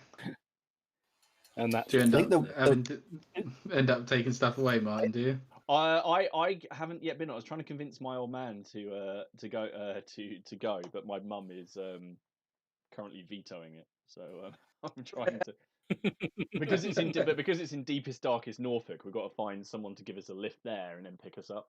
So Yeah, it's a bit of a way to go. something, Is that English something similar whiskey happened. any good? sorry. Sorry, I talked over Steve. Is that whiskey No, any no, good? no. The English. I'll be completely honest with you. The last time I had it was night before my wedding, and I don't think I was in an adequate state to be a proper critic on it. My best man's family had a pub, and he just went behind there and just started helping himself to drinks and putting them in front of us, and then his dad, because he had a job there at the time, his dad sacked him because he basically drank all the profit. So I think it's all right. I know they've got more than one type now, so yeah, I think it's probably worth checking out. There we go. This is fast becoming the whiskey show. What's going on? Someone, Is anyone? Go on. Sorry, no. Warren Rabbits just said he's drinking PG tips because the hangovers are quite mild. Yeah, GP says Suntory whiskey. I don't know that one either. God, I'm terrible. Well, back years ago when I was a student, I worked in an off license, and I used to know a lot about different whiskies and alcohols, but I don't now. Used to just drink them now. What's everyone like doing scale wise at the minute? Is everyone on 28mm at the minute? I'm on 32. Oh, you're doing I'm on 32, 54. Do you want to see it? I'll pass. Oh yeah, 32 mil now, mate. Just finishing these. Oh right, okay. I don't know if you saw it. What are you doing? I'm doing some samurai. Oh, okay. So Is that for that game, Bushido? yeah, it is. It's my favourite skirmish game, and it's got a really, really good combat mechanic. So, and this warband, because it's meant to be, well, it's basically 3 Ronin and their butler. That's the best way I can describe him. And they're the entire warband. So you've got 3 fighting models, and most warbands are probably about, I don't know, between 6 and 10 models. But you may be able, and this warband operates as 3 people, so they've got that typical, samurai film anime. They take everything on, and it's only played on a 2x2, so you can make some really nice, custom boards. Custom boards, yeah. So my one is a desolate rice paddy that's been burned, and like the shrine and the statues have all been broken. So there's not loads of cover. But my one of the guys I play against, he's made this really nice temple with lots of little islands on a 2x2. So it's just lots of little islands, and then weeping willow trees to like block line of sight, and then water effects and like those lovely Japanese bridges, those bright red things like that. So yeah, it's just check it out. It's wicked. Sorry, I just kind of still nice. No, that's right. I'm still waiting for my 6mm order to come through. Looking forward to that. That'd be quite nice. Get that through I'm from currently painting Bacchus. 28mm Napoleonics, hence the alcohol intake. It's made me. I've just painted a black line over this guy's forehead now for the laugh. I've painted 6 greatcoats and washed them so far. So yeah, a nice start. Maybe that's the only way to paint Napoleonics for you, Steve. Yeah. He's protesting too much. Secretly, he loves it. He loves it. The thing is, I want to be able to enjoy painting these. It's just you can't. I don't know. I can't. I'm putting these horses together and thinking, shit, there's a lot of horses here. Have they got barding on them, the horses? What? Have they got bard? Armor. Do they have? Are the horses armored? No, they don't look like it. They look like they've got. Oh, okay. That's... I don't know. They've got stuff on their backs, but it doesn't look like proper armor. It's like, I would say is it cloth? And I don't know. It might be armor. Let me look on the box. What does the box say? No, they've got like looks like fabric. Oh, okay. Well, that's all right, because but- you can just chuck yeah. some, contrast on that. Yes. Yeah, I think it is all. I don't think it is actually armor. No, it's not armor. It's not armor. No, not that. Oh, actually, hang on. I think on the other sprue there's bits of armor you can glue on. Which would not be great wherever they. Oh shit! What have I done with them? I'm not even drinking. It kind of makes me You want are to see so you drink. disorganized tonight, Ken. Yeah, I don't. Oh, God. You imagine the evil dwarf master drunk. God damn. Can't imagine. Oh, it. no, I feel like it needs to be witnessed. And Oh no, there is some clip-on armor, so I can put horses with clip-on armor. Oh dear, I might have to do that. Well, they've been armored though. Chainmail. yeah, Late 100 years, yeah, late 100 years war, yeah. But then, do I put mounted archers or do I do knights? Well, the mounted archers wouldn't have armor. No. I'm just thinking Depends what rules you do. wise. Nah, I'll go mounted knights. It's another unit then, isn't it? yeah. Talk about rules. Have you checked out those new rules that were on the War Games Illustrated? Was it Never Mind the Bill Hooks? Yeah.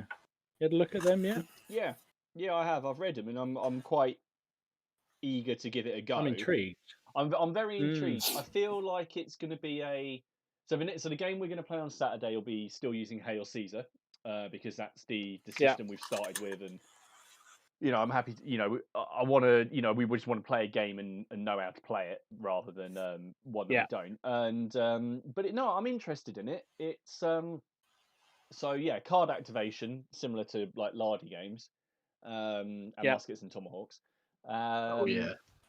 Different sort of, but similar to Hail Caesar, different ratings for commanders. So between 1 and 3. So a rating 1 commander is considered rubbish, and he only adds 1 dice to a combat that he's taking part in, whereas a 3-star is better.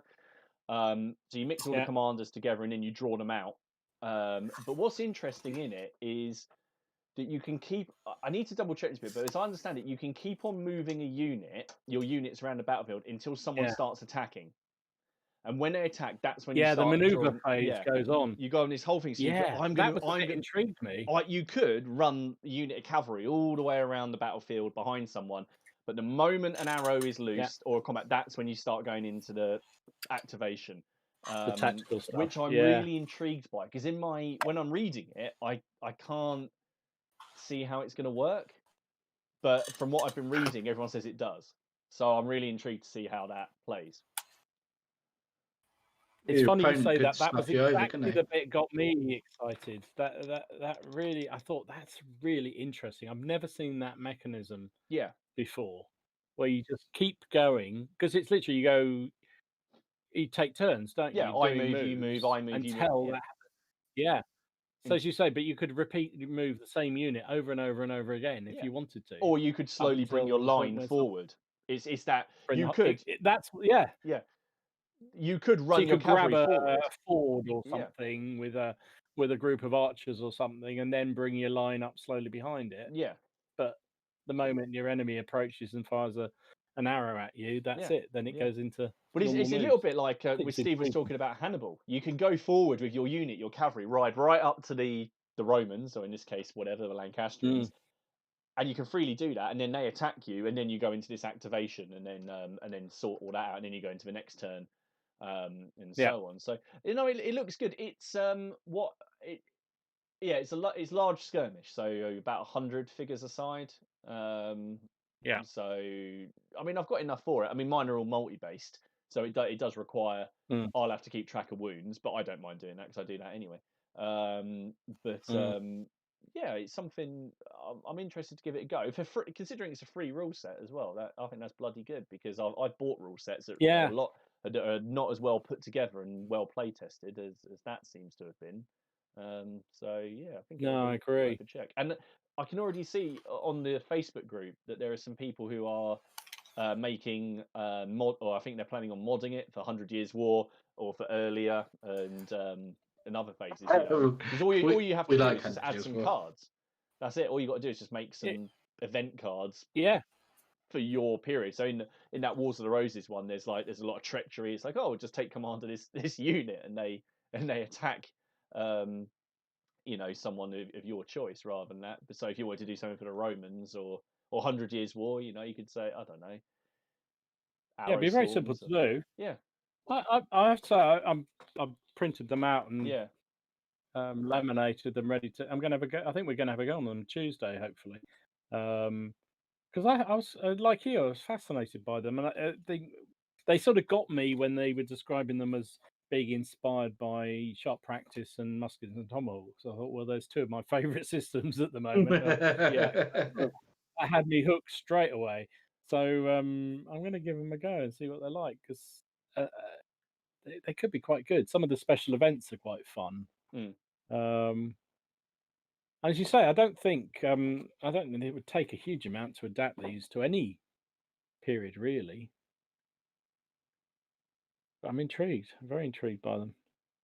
You could just like Martin says, you can just make up some house rules, can't you? If you want to do different bits and bobs, just to add them to different periods. But then you could also in the group let people know what your house rules are because it gives other people chances to use them, doesn't it? Yeah.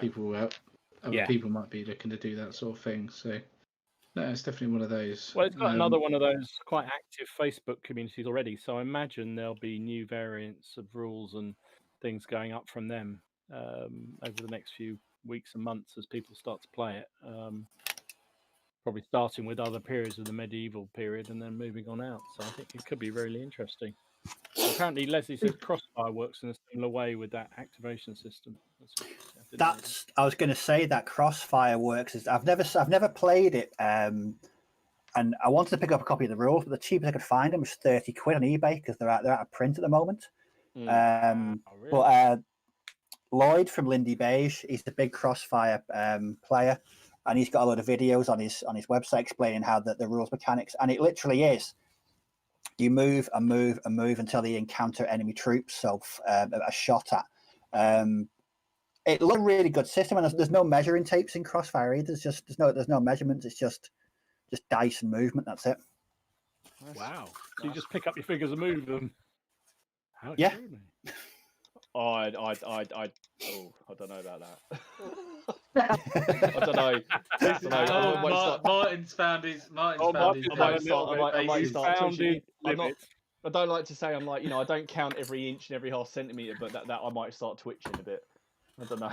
Oh, we found Martin's base in vehicles. Yeah, your base in vehicles. That's mate. my base. Now I feel. Do you know what? I've never based any vehicles apart from flyers, but having seen what Steer done, I'm actually giving serious considerations going back to my Shermans and basing them all. Oh dear. Okay. King Matt was hilarious. Can you look disgusted then? We all know my feelings on it. I know he went all quiet. I feel like soon we're going to tip him over the edge. What, tip him over the edge so he goes and buys some stupid jumper or something like that? That would never happen, would it? But someone else is meant to be having a jumper. Is it not arrived yet? Yeah, well, it might be that jumper apparently hasn't been dispatched. Oh, okay. and an email got sent about said jumper, and there hasn't been a reply yet. Oh, okay. Tactical. Love it. Gotta love the Chinese. So King Matt's here. He's been doing, like I said, I've been watching his streams. Evening, Matt. He's been doing a load of streams, so they've been a laugh to watch. And Warren Rabbit says Cavalier book sell Crossfire. That's where he got his. Ooh. There you go. There you go, Steve. And Miller has just talked to me and said, "Has Dom asked my questions about the movie extras yet?" Yes, and it stumped me and the others. that got them all, Miller. It got them all. Yeah, we've just been saying if you're still here, you've had some really good questions, and we're going to commission you. Can you talk to our agent Ken, because he'll sort out the money for you. It's all fine. Fine. How do you take it? Plastic, resin, metal. Napoleonic. 54 mil model. Napoleonic, medieval. What's the GW? What's the currency? Yeah. Who else we got? Paul Richardson's in the house. How you, mate? How you doing? Hello. John Crome said he's painting 28 mil French General. Oh my God, I can't say that. Delone, including a tiger skin Charabay. Oh my God, tiger skin. That's going to be a nightmare. David Baker says Vimini Ridge. I don't know whether that's one you'd like to have seen. I guess there wasn't a film of Vimini Ridge, was there? I don't think so. It's been in films, but I don't know. So it must be from a battle that you could witness. Yeah, all right. I also got a question from Leslie. So this is kind of a bit weird thing because there aren't really any conventions or competitions or anything like that happening at the moment. But he said, what's our views on clutter on display on participation games at shows? I guess it means all sort of all the bits and bobs around the games, like the dice, the rule books, all that kind of stuff. Does that get your goat, or you don't care? I like to have as much as possible have it clear of clutter. Mm-hmm.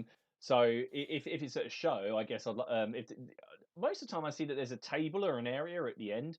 What annoys me is when I'll be going along to see, and you've got to say. So I remember seeing the Battle of Lurtzen actually, and that was at Warlord HQ on one of their open days, and it looked wicked.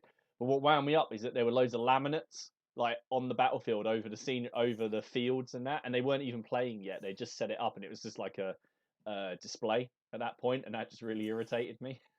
That just annoyed me because I wanted to take a photo of it, and part of me really wanted to just lift it up. But I thought, obviously, if I touch that laminate, someone's gonna like smack me one. So I don't. Yeah. I get that entirely. No, when we play Bolt Action, we have a separate table at the end of the table where we roll dice. We have rule books, cup to cup. We don't allow anything on the table that shouldn't be there. The figures and the terrain are there. We don't roll dice on the table. We don't put rule books down the table. Everything's got to be done on this little table. Ooh, that's extreme. I like it. Yeah. What about you, found something Steve doesn't like. Yeah.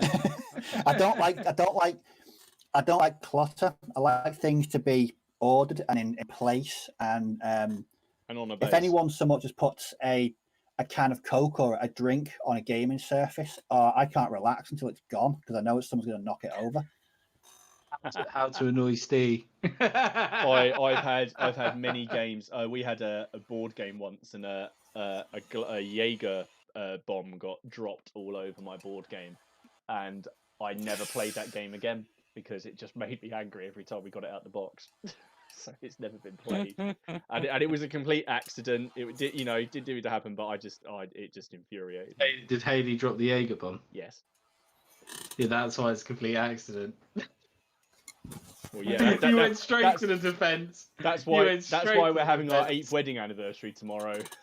Because it was an accident. I understand. It was an accident. Yes, dear, it was an accident. I know. Yes, you were not to blame, even though you dropped it over it. Definitely not. The thing that used to get my goat, it was more X-wing tournaments. So there's an unwritten rule that you do not touch your opponent's ships unless you ask them to help you with a maneuver or something. Yeah. But in a couple of games, I came across people who, like, when a ship died, would hand me my own ship because it had been killed. It's like, no, you don't do that. You don't touch my ship. You don't touch my dice. I'm coming across as the right proper psychopath tonight, honestly. Yeah, you are. Great for a Must be change. whiskey, man. But no, I think that was just that's just tournament etiquette. You don't touch other people's figures. Isn't that just etiquette anyway? I'd never pick up someone's figure without Yes. asking if it's okay. Especially because I'd always try and pick it if I ever did. You pick it up by the base. It always winds me up when someone grabs the model and then lifts it up like that, and oh. And another thing that's annoyed him. That's great. I'm feeling very normal these days. I love it. Yeah, so I so am don't- I. It don't bother me. We were playing the other night, weren't we? Done with it all on the table. Do you know, I'm different. So if it's a friendly evening game with your mates or down the club, I'm not so bothered about any of that. The dice on the table, bits of paper on the table. I'd rather it wasn't because it does look better, but I'm not going to get really arsy about it. But at a show or a competition, I Yeah. can sort of understand that. And I tell you, but what does really bug me at shows is people not talking to you when they're putting on a demonstration game or something. And you have all these groups of big blokes, generally big blokes, crowded around the table playing a game at a show, and you're genuinely interested and you want to know what they're doing or what systems they're playing, whatever they're doing, and Oh, yeah. nobody pays you the blinded Yeah. bit of attention, and they're just playing their game. And I think, you're here because you're demoing a game. For fuck's sake, demo it. Talk to us, tell us what you're doing, and that's the whole point. If you wanted to do if you just wanted to play the game with your mates, then do that down your club on a whatever night it is. That annoys me. Again, my one experience of doing a demonstration or participation game at Salute years and years and years ago, we spent the entire day just talking and going backwards and forwards and helping people out, explaining the history of the battle and what the figures were, and that was the whole point of it. Otherwise, why are you doing it? It does annoy me. Well, you want to Really get annoys people me. into it, isn't it? You want to get people into the game and be inclusive, not exclusive. That's Exactly. That's the point. Exactly. Yeah. Bimini was the World War One Canadian battles. Yeah, I know the battle. I just didn't know what he was referring to about Bimini. Anyway, sorry. Sorry, Miller Nathan. has asked a question, but it's about whiskey. He just says, "If any of us tried Highland," he says, "If any of us tried Highland Park 12-year Viking Honor, highly recommend. If not, just got the bottle. Ooh, no. Get the bottle if nothing else." I've seen it. It's the one with the axe on it, and it's got like all the nice sort of patterns. I have seen it, and I was just going to buy it just for that. So I like that, surely. And then and then King Matt's basically just agreeing with him. So there's a lot of whiskey chat, so that's good. Whiskey chat's moved on. Good. We like that. Good stuff. Need a bit of decent whiskey. So apparently Delone was a Hussar general, had a prolific career fighting with LaSalle on the Danube campaigns. He ended up in Spain, was captured in 1810, imprisoned and died. There's who is it? The historic is it Napoleonic war gamer who does all those profiles on different generals from the Napoleonic Wars? I love all that. Those generals from the Napoleonic period are Yeah. absolutely fascinating. There's so many characters in there. I love it. It's a bit like Nick's been doing them as well, hasn't he? On Medieval Warrior, of some of the or starting to do some of the personalities from the medieval period.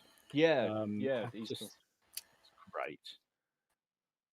It's quite interesting because I think people think because it's medieval you can't find that much out, but when you actually research a lot of it, especially on the Lords, a lot of it is known, and most of them came to really sticky ends, so you can find out some quite cool. So it's like when I was looking up about the guys I just did, and I painted up basically this unit as two guys who got killed in effectively They were fascinating in their characters. night I like shirts. them. Yeah, in their night shirts. They didn't get. I could see that as a scene in the film. Someone running out in just a night shirt out of a tent with a poleaxe, and then just getting taken out by an arrow or an axe or something before they even get a chance to Brilliant. to do anything. Yeah, I felt a bit bad for them actually. To be honest, it's like, oh, they could have at least got got to fight. And I know my the guy I'm playing against now is made a model for Clifford for the guy who did kill them in their sleep, effectively.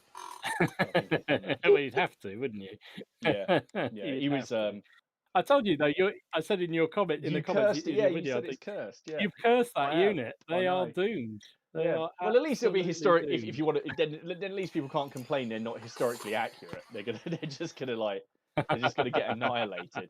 No, that's it. No, there is quite a lot of good information out there. You just gotta just mine it a little bit out of the internet. Yeah, there's a lot of stuff with the Oh, 100 yeah. Years' War and that. I was realizing, if you're rich and wealthy, you're more likely to try and be captured, weren't you? Because ransom. It was all about Yeah. ransom, wasn't it? Money, money, money. Yeah. And it's like, any lords out there, lads, you got to capture them because you got to make me rich, you bastards. Yeah. Every quote at the start of a battle is like that. But that's the problem you see with the War of the Roses, because you see that's what had been established, right? So, lords could be expected. They just put their hands in the air, and then yes, we're going to be ransomed. Yield. However, because the Wars of the Roses became such a grudge match that it started at St Albans, Somerset surrendered, thinking, "Yep, brilliant, I'm going to be," and then they just hacked his head off, and then it just became a thing of just. I think it was something. I read one article. I think it was 75% of the nobility were either executed or died in battle in a 30-year period. Well, that's the difference in 100 Years' War and the War of the Roses, isn't it? Yeah, it became a really personal, and that's why I like the war. It becomes a really personal, horrible little war. All these little feuds. Yeah, it's quite interesting as well. Yeah, it's interesting as well in hearing about the ransoms, because you'll find in battles that lords know each other and they're like, "Oh yeah, he had me ransomed for 5 years. So if you can capture him and things like that, he'll be happy and all that." And they like make little things. Some lords would say if they captured each other, they wouldn't ransom each other off. They would just let each other go without payment. It's just crazy, isn't it? It's that idea of chivalry as well, isn't it? Yeah, gentlemen. And that just went out the window in later wars. 100%, yeah. Yeah, but they were chivalrous to the also a way for the French. common man to make money, wasn't it? Oh God, you can't do that. For God's sake. That's what I mean. They were chivalrous to the French, Dom. Sorry, I don't know. Sorry, Leslie. Yeah, no, you can't do that. I think that whole period. I mean, that whole thing about that. I mean, the ransom. It was a way of for the common man as well to make money. Yeah. Wasn't it? I mean, if even just to capture arms or armor, arms, from a knight would have been just more money than they probably ever earned in their life in a normal and they just get it in one battle. But then the next battle they could end up on the wrong side, and that's it. They're finished because. Unlike they ain't got no ransom. They were just executed or taken on the other side. Bill Roy's just said not at Agincourt. That's quite true. That got really dirty. Yeah, it did. Yeah, and the other thing, yeah. Well, French court archers, you weren't living. That's French court and English archer. You weren't going to be alive. So that's pretty much the case, but nice way to earn money. I watched this program the other night, and it was about aftermath of Waterloo. Oh yeah. And it said in the hours afterwards, all you could hear was the clink of pliers of people going around removing teeth. Yeah. And rings. Yeah. Lovely. Yeah. I haven't even had my dinner yet. So I mean, I was completely caught off guard. I can't believe it's Monday. I don't know. What's can't going believe on it's Monday. Miller's just Paul said, says we have folding tables with dice trays, drinks trays, and room for the rules. Also folding directors' chairs, all the mod cons. Yeah, that's the way to do it. And John Crome says you've put on a game display. Surely it's common courtesy to explain to anyone interested what's going on. You would think so, mate. Yeah. You would think so.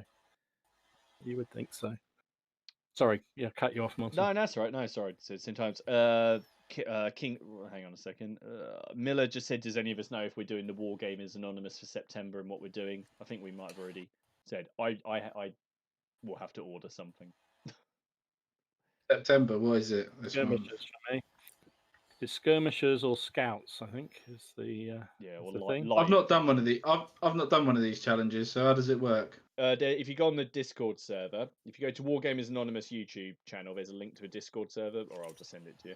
And then I'm on it, ain't I? Oh yeah, I saw you on it. So, yeah, you're on it. So just go to the monthly challenge tab, and then there's a vote, and you basically put an emoji next to the subject. They vote for it at the start of every month. And then whichever has the most votes, that's the subject for you to complete something by the next month and either submit it or do a video or something like that on. And I did artillery because I had that War of the Roses cannon just sitting there, but I think it's been a runaway steal with light infantry. Funny enough, I did artillery too, and it's runaway on skirmishers or scouts. And last month I did something else, and it was a runaway on cavalry. And it's like, oh bloody hell! I was really surprised that cavalry wasn't the very, very last thing. I was sitting there thinking there's a lot of sick people in the world that that like cavalry. Yeah. I like how they act in game. Yeah, they're just annoying to paint. They are annoying to paint. You're right. But I'm find doing out. Skirmishers for my not French army. That's what I'll be doing. Dom, you will do a French army. It will happen. No, they're not French. No, but you will. You can. The only French army I'm tempted to do at the moment is I was thinking about doing a free French army for bolt action, just because it. Ooh, interesting. But since not many of my gaming buddies play bolt action that often, and I've already got a whole load of bolt action armies and a couple more waiting to be done, I probably won't get around to that for some considerable length of time. But I did quite like the idea of it. I just thought it'd be quite interesting to model. I can't remember which book has the army in, but it's one of them does.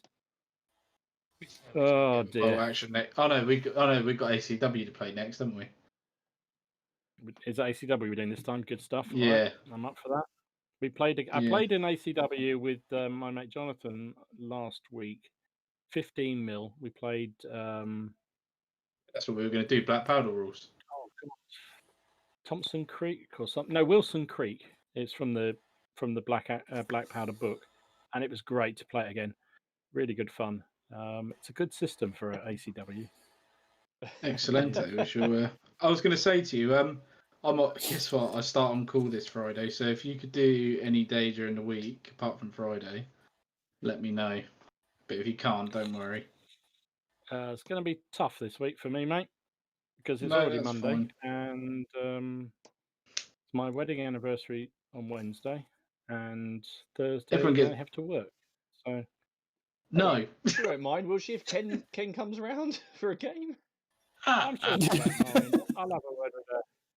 She could, I'm sure she'll understand. Just explain. He's on call. He's on call. Yeah, he can't come any other night. I'm sure she'll be fine. Yeah, no problem, mate. See you at 6. All right. Yeah. I'll have my bags packed because I'll be convinced by then. I've convinced Laura, Martin. Laura's like, you can take the car. Oh, cool. Well, yeah, we just sort the day. I was chatting to Haley about that, so yeah, she's all cool. So yeah, we'll just sort out the day. Maybe like. Did you get my other message about during the week? Yeah. That's fine because I'm actually off that week as well, and Haley is as well. Just in case you need some, tactical advice from fucking general over there. She said she'll be decorating while we play war games, but yeah. Sounds great. Pizza. Oh dear, but yeah. Definitely. We'll sort something out. Definitely. Miller says Dom only does the French when they're the goodies. They're never the goodies. French are never the goodies. You're quite right. Yeah, that's very true. I think there might actually be something in that, to be fair. But I wouldn't do them in the. I don't know. Would I do them? I don't know. It's hard. You can't do. Would you do the Normans though? Would you do like the Normans? Because that's not technically. Well, they're Vikings, They're really, Vikings, aren't they? yeah. So how do you class that? I mean, Yeah, when you so go, I can rationalise that one. They're Vikings. That's fine. I can do them. That's no problem. In fact, that's a period I would love to do. Is the Normans in Sicily? I think that would be fascinating. That whole sort of mercenary band activity they did, or where they sort of all went down there as mercenaries and then basically said, "Oh, well, we'll just take this country off you." I think it's absolutely fascinating. I'd love to do some. That would be a period be really interesting to fight. Never done it. Oh, One day, maybe. speaking of bolt action, with the new Pacific campaign book coming out next month. Yeah. Mhm. I read one of the new editions in there, and it's like they just looked into my brain and did it just for me. What's that then, Steve? You can now include flamethrowers in regular standard infantry units. Oh, that's pretty devastating. That's That's pretty good for the Americans. I wonder how many tournaments would ban that list. Well, you think about it, you can take flamethrowers as a standard standalone option. You can take 2 in some selectors. You can put them into a veteran engineer squad, and now you can stick them in regular infantry squads as well. That's just going to be. I have no words for how happy I was when I heard that. I bet your mate was Smell like, cheese.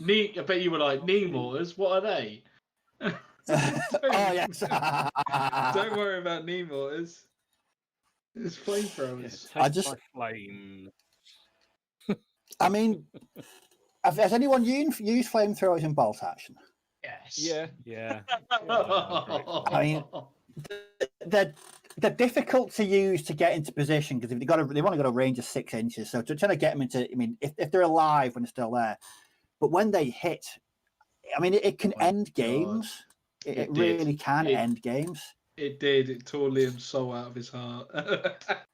they're a glass cannon, aren't they? If you can get them off, then that's, they're amazing. But I always find that my opponent zeroes in on wherever my flamethrower team is and makes sure it dies. He will go out of his way. They'll be like, I've just got the Paras. I've just got this little flamethrower team working its way around, just trying to do something. And there'll be a tank just on its way to just try and sort them out. Yeah, I think the last bolt action game I played a Stalingrad type game, and my opponent went all out for his elite veterans, and he charged them up the road, debussed them just to take out my flamethrower, and managed to throw the worst set of dice rolls you'll ever throw in your life. Missed it entirely, and then my return fire just took out the entire squad in one go. It's like, yeah. Flamethrower is a great. It's like what I said as well. I did one I said the other week when I was playing against your mates Japanese, and I put a flamethrower on each flank, slowly worked my way down, and then used them both one after the other, and they both hit, and they both took out the squad. The squad they hit both failed morale checks and ran off, and 2 flanks collapsed in two goes of shooting. It was But he loved you. It was a thing of beauty. But he loved you. No, he wasn't too happy actually. No. Flamethrower is always the weird, one that you have to be a real friend to play with, because if you're not, then the guy's gonna fucking hate you and never play you again. That's just completely reminded me of so the hatred of a night. This is vaguely relevant, but the 95th. We were teaching some guys play Black Powder a few weeks ago, and so we did like a 2 brigade introductory game with my mate, and the opponent snuck the 95th round. As they do, sneaky, horrible green jacket, do their thing, come around the outside, and they sat there just shooting the cannons in the back. So because I was controlling one brigade, this guy was controlling the other, and what he did was he basically rolled his whole battery forward so that they were facing the 95th. So there was 2 or 3 cannons, and then the 95th were just standing in front of a wall. So he fired with canister because he was at close range. So he only needed 3s to hit on, I think it was 6 dice, and he missed every single shot. He rolled 6 1s or 2s. The guys we were playing about had to take a break because they were laughing so much. Like they did, I don't think they did, but they had to go for a little walk around the room. That's why I don't like them. They don't even have to be in cover. I love it. I'm gonna have to play the French when I come up, Martin. I think. Well, I was going to say, I Yeah. think what are you going to do? Are you going to do the French and annoy Dom, or are you going to be the British and annoy me? Annoy in the you. 95th? I don't know. Well, hopefully we can do quite a lot of the day, so hopefully we can swap about. Maybe that'd be quite cool. That would be no, cool, I'm yeah. looking forward. You should I bring am some, looking forward to it. bring some World War II stuff with you, and if we have time, we can try out that the little game, Operation Squad. Oh yeah, tell me what I need to make a list. Because I could make it. I could use my home guard models, my dad's army guys. There's only about 8 of them. Yeah, you could do. I've got like 10 basic. You only need like, I don't know, 10 up to 10 normal guys and then like a couple of weapons teams. That's it. Yeah, no, that sounds good. Oh, it's gonna be great. That's in 2 weeks' time or so, isn't I it? know it's not actually that long. I better book the time. Well, not really. You're the boss. So Yeah, no, I just need to tell people that I won't be there. Otherwise, I'll be just answering calls. Like, just Oh, I've painted all my horses. No, painted? Oh, I wish I painted them. I've made all my horses. How many horses do a unit anyway? I do 12, but that's just a nice number because Twelve's worked quite if you're well. playing Hail Caesar, which is Yeah. what I do, I can then I either say 12 6 bases of 2 is a standard unit, or I can split that into 2 units of 3 bases for 2 small units. Right, yeah, that makes sense. Yeah. You can do. Yeah. Dom, what do you reckon? Do you reckon he should be British or French? oh, he's definitely a Frenchman. Is he a Frenchman? Definitely. I'll have to do some Definitely. research. What sort of PP. Well, it's a question. Do you want the old guard or do you want the 95th Yes. Rifles? That's the old guard. That's The old the guard. trade-off. Yeah, so he's an old guard man. He's an old grunyard or whatever they called. Yeah. Veteran. I like the old veterans, and But the 95th Rifles I love because of Sharp, obviously, and I love the British stuff. But I've watched a lot of documentaries on the old guard, and it'd be quite cool to actually play them in your old guard minis. Because I think I'm going to go French for my Napoleonics, because obviously Dom's got a lot of British. It makes sense if I went French. I've got British as well, so yeah. Yeah, exactly. It would make sense if I went French. Who else Okay, can I go? Ken, somebody has to. Yeah, exactly. Who else could go? What else could I do apart from French? Prussian. It's- You could do Prussians. They fought with the French and against them. So Oh, okay. That's interesting. Ken, you'll Prussian- really enjoy painting the French drummers. Believe me, they're absolutely fantastic. And there's also, am I right in saying, I've seen a lot of black powder miniatures, and you've got dress uniform, and then you've got grey coats, haven't you? Yeah. Am I right? Yeah. Okay, so grey coats, I gather, are a bit easier to paint than dress uniform. Steve. And Just a bit.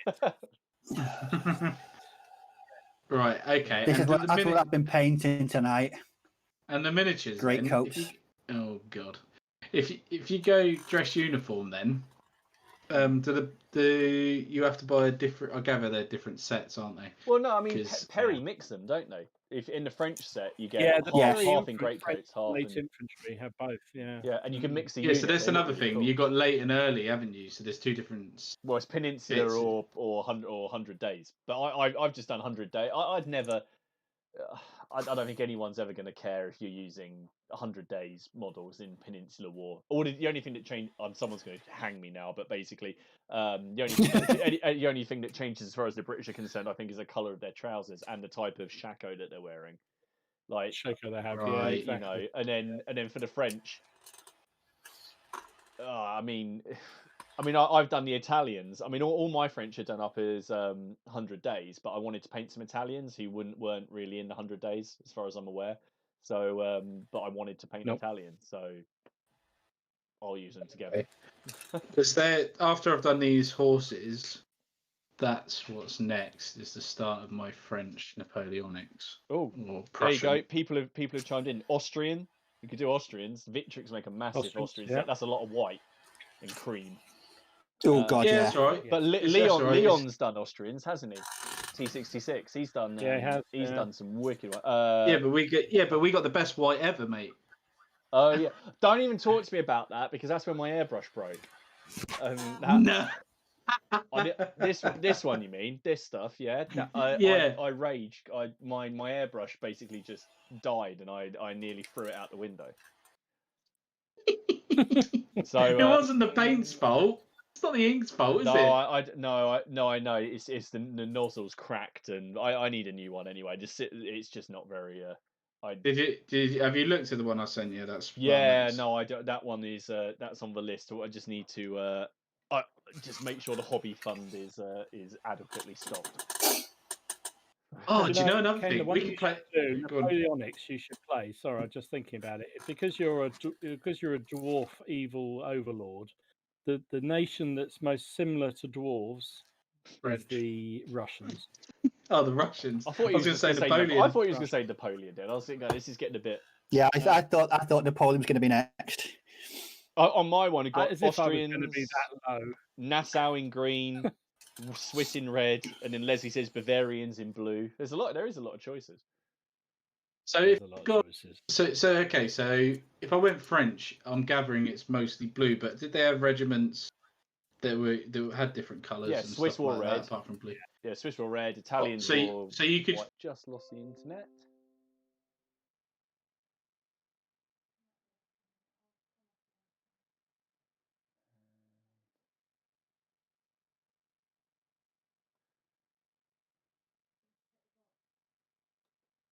Yes, please.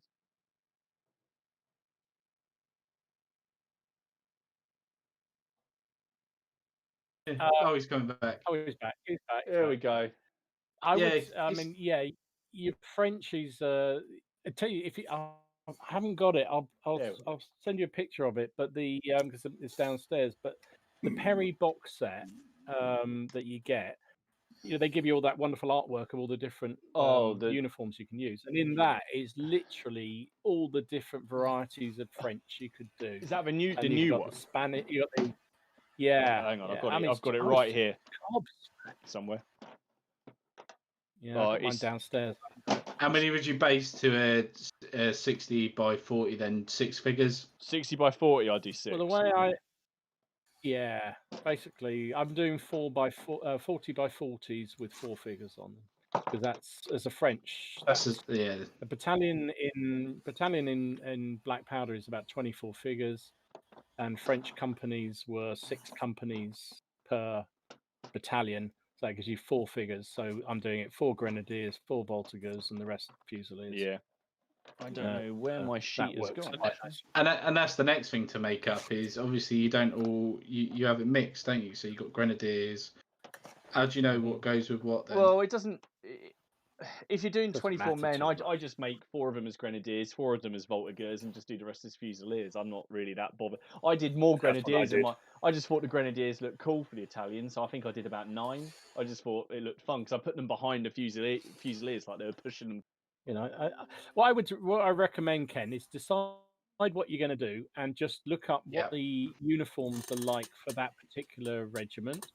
Because the thing about Napoleonic, because I've got to look at the I've got to look at the regiments. I've got to look because obviously I know British regiments. I know a lot of British regiments, but French is like a completely different. I don't know. Say you did the 15th French regiment.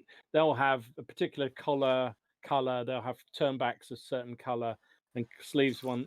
So it's just a way of, although they're all blue, you'll know that the ones that different got red collars are a out. particular regiment, and the ones that are blue are another regiment, and it just gives you a little bit of variety. Also, it makes it a bit less boring when you paint. Frankly. Yeah. Well, that's what Nick Gaines and like Martin says, go for the Italians or the Dutch or whatever. You can just chuck in different brigades. I'm going to do a brigade of Italians, a brigade of Dutch, and then just have it, mixed in. So it's still broadly French. And Nick Gaines just says, do the uniforms take a long black powder looks great, but do the uniforms take a long time to paint? I think you should ask Steve, who's like looking down at the thing right there. He knocks them out in about half an hour, doesn't he? I think he does. If you break it down, it's taken me 6 months to paint 14. But I did those 3 last week. I painted 3 in 2 days last week, so I'm getting the maths sorted. But these Fusiliers I'm working on, I'm going to paint these 6 at a time. And to be fair, I've not put any white on yet, but these have gone quite well. I've not swore yet. What's These are what's the my, easiest way to paint them? Would you say? Would you say if I airbrush them blue, and then just went over and picked the details out? If it's That would well, work. yeah, it depends. Yeah, the old guard that I did, I just rattle canned them blue. Then it was a blue wash. Then I picked out the details. Then when everything is done, Nuln oil, and then just highlighted a couple of bits, and that was it. I could knock out a base in Yeah. about 45 minutes for 6 of those ish. Because it's just a Okay. blue. Yeah, I mean, these it's are a blue my, great colour, and that's it. These are my Cleve guys, the Cleveberg guys, and literally they were like you're saying, Martin. I grey prime them like I would normally do. In fact, sort of heavy dry brush them with white. Put a wash over it, then picked out the turnbacks and the collars and all that sort of thing. And the colour, they got pale blue, and then highlighted the bits of white that I didn't want to look so dirty, and that's pretty much done. They So didn't you take base long, your really didn't. you base yours with 4 then, Dom. You do Yeah. yours with 6, mine, do you? Yeah, I used to do them with 4 because I did them in 4. I did some 4s and some in 2s because that's the way that Warlord kind of showed it being done. And then I watched Pancake's channel, Nathan Payne, who's got some wicked stuff. It was he was one of the reasons I started making videos actually, is he did 6s, and I looked at it and I just thought that's so much easier because like when we have the game, you'll see you just pick up these bases and there you go. They're in March column, then they're in 6s already. I don't have to kind of fit one extra base on the end, and they're in line. I can't think of a time where I've needed them to be on anything smaller, to be honest. So Okay. My only thing with it, I like the fact that with the 4s, I can now use them for sharp practice, Yes, because a that's- group in sharp practice is 8 figures. So 2 lots of 4 gives Two me groups the of 8 4. figures I need for that. So although they're multi-based, which isn't ideal for sharp practice, like you say, you can just mark them with a dice or a loop over them or something when they die. So that's why I've done them as 4s. yeah, But See, and yeah, also that's- because it was an easy way of doing the company size, yeah. because I See, wanted to have 4 grenadiers, Folters. see, I see. Oh no, it sounds really. Go on, sorry. So no, I was saying yeah, because I haven't played sharp. I'd like to play sharp practice, but because I haven't done it, I haven't done that. I've just done them as 6s. Although, can I ask you your opinion? This might be a bit controversial. Although Steve might like this. So I've decided how I'm doing my Carthaginians for my Ancients October. I'm going to do about 12 to a base. I'm going to make big bases. Ooh, interesting. Because I'm Ooh, going to base them. I like that. I like the sound of that. I'm going to base them for impetus, and it's still totally usable in Hail Caesar. And from what I read of Infamy, because I've got the rule book, is all I've got to do is keep track of wounds if I do it the other way around. So I know this figure. So, and I really like the idea of just do it like having like a line of guys and then maybe a couple of dead fellas. There's a bit of a gap in that line, and then bustling about. Yeah. So I'm gonna go with about 12. I think that would work really nicely. About 12 or 13 a base is what I'm going to try, and then I might change my mind. That would work really nice. The only thing it won't work for is Well, Hage of Hannibal in Saga. That's the only thing it won't. No, that I was going to say that's your one problem you're going to have with that. But there 'cause is it won't 60 work with figures Saga, in a but- box for that, so I could just. I don't know. I just really want. I'll make one and see how it comes out, and then if I don't like it, I'll go down to I'll do singles and then do Sabbath bases, and then we'll see how it goes. I think it's a good way of doing it. I really do, and especially for Ancients, I think it's very effective. Paul Richardson's off. He said, "Thanks for chat, guys. He's off now. Stay safe." I think we all got to go off now. It's 10 past. Yes, is it? Isn't it? Just one more question while we're on. Yeah. Go on then. These box of Perry's Cavalry, right? 12 guys. Why have I got 13 horses? Do I get an extra horse? It's like the National. Maybe it just runs with them and wins. Yeah. Do I get an extra Just model Alan or likes something? you. Yeah, you might just got an The, extra one. They're done in 2s, aren't they? Sometimes the pair. So maybe it's just a lot of effort to clip it. Spare horse. Yeah, it's just weird. Yeah, but I think I've got the guide to go with it as well. 1, 2, 3. 1, 2, 3. Yeah, I've got the guy to go with it as well. Hey, that's Just got 13 the golden guys. ticket. You just got the golden ticket. Oh, it's handy because I could use that one with the armor on as like a commander. To the officer. yeah, commander. Yeah, Are you sure it says 12 on Yeah. the box?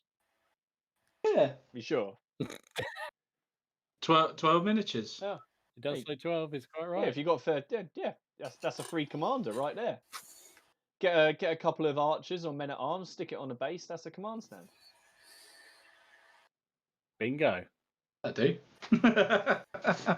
Right. Do you want me to do the roundup then? Yeah, go for it. Well, since you didn't bother to attend the beginning, you might as well do the finish. Right, guys. I might not be here next week, so I'm on call.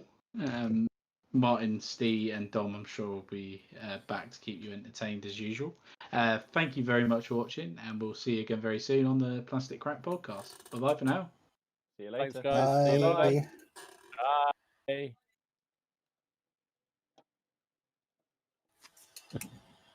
Love it.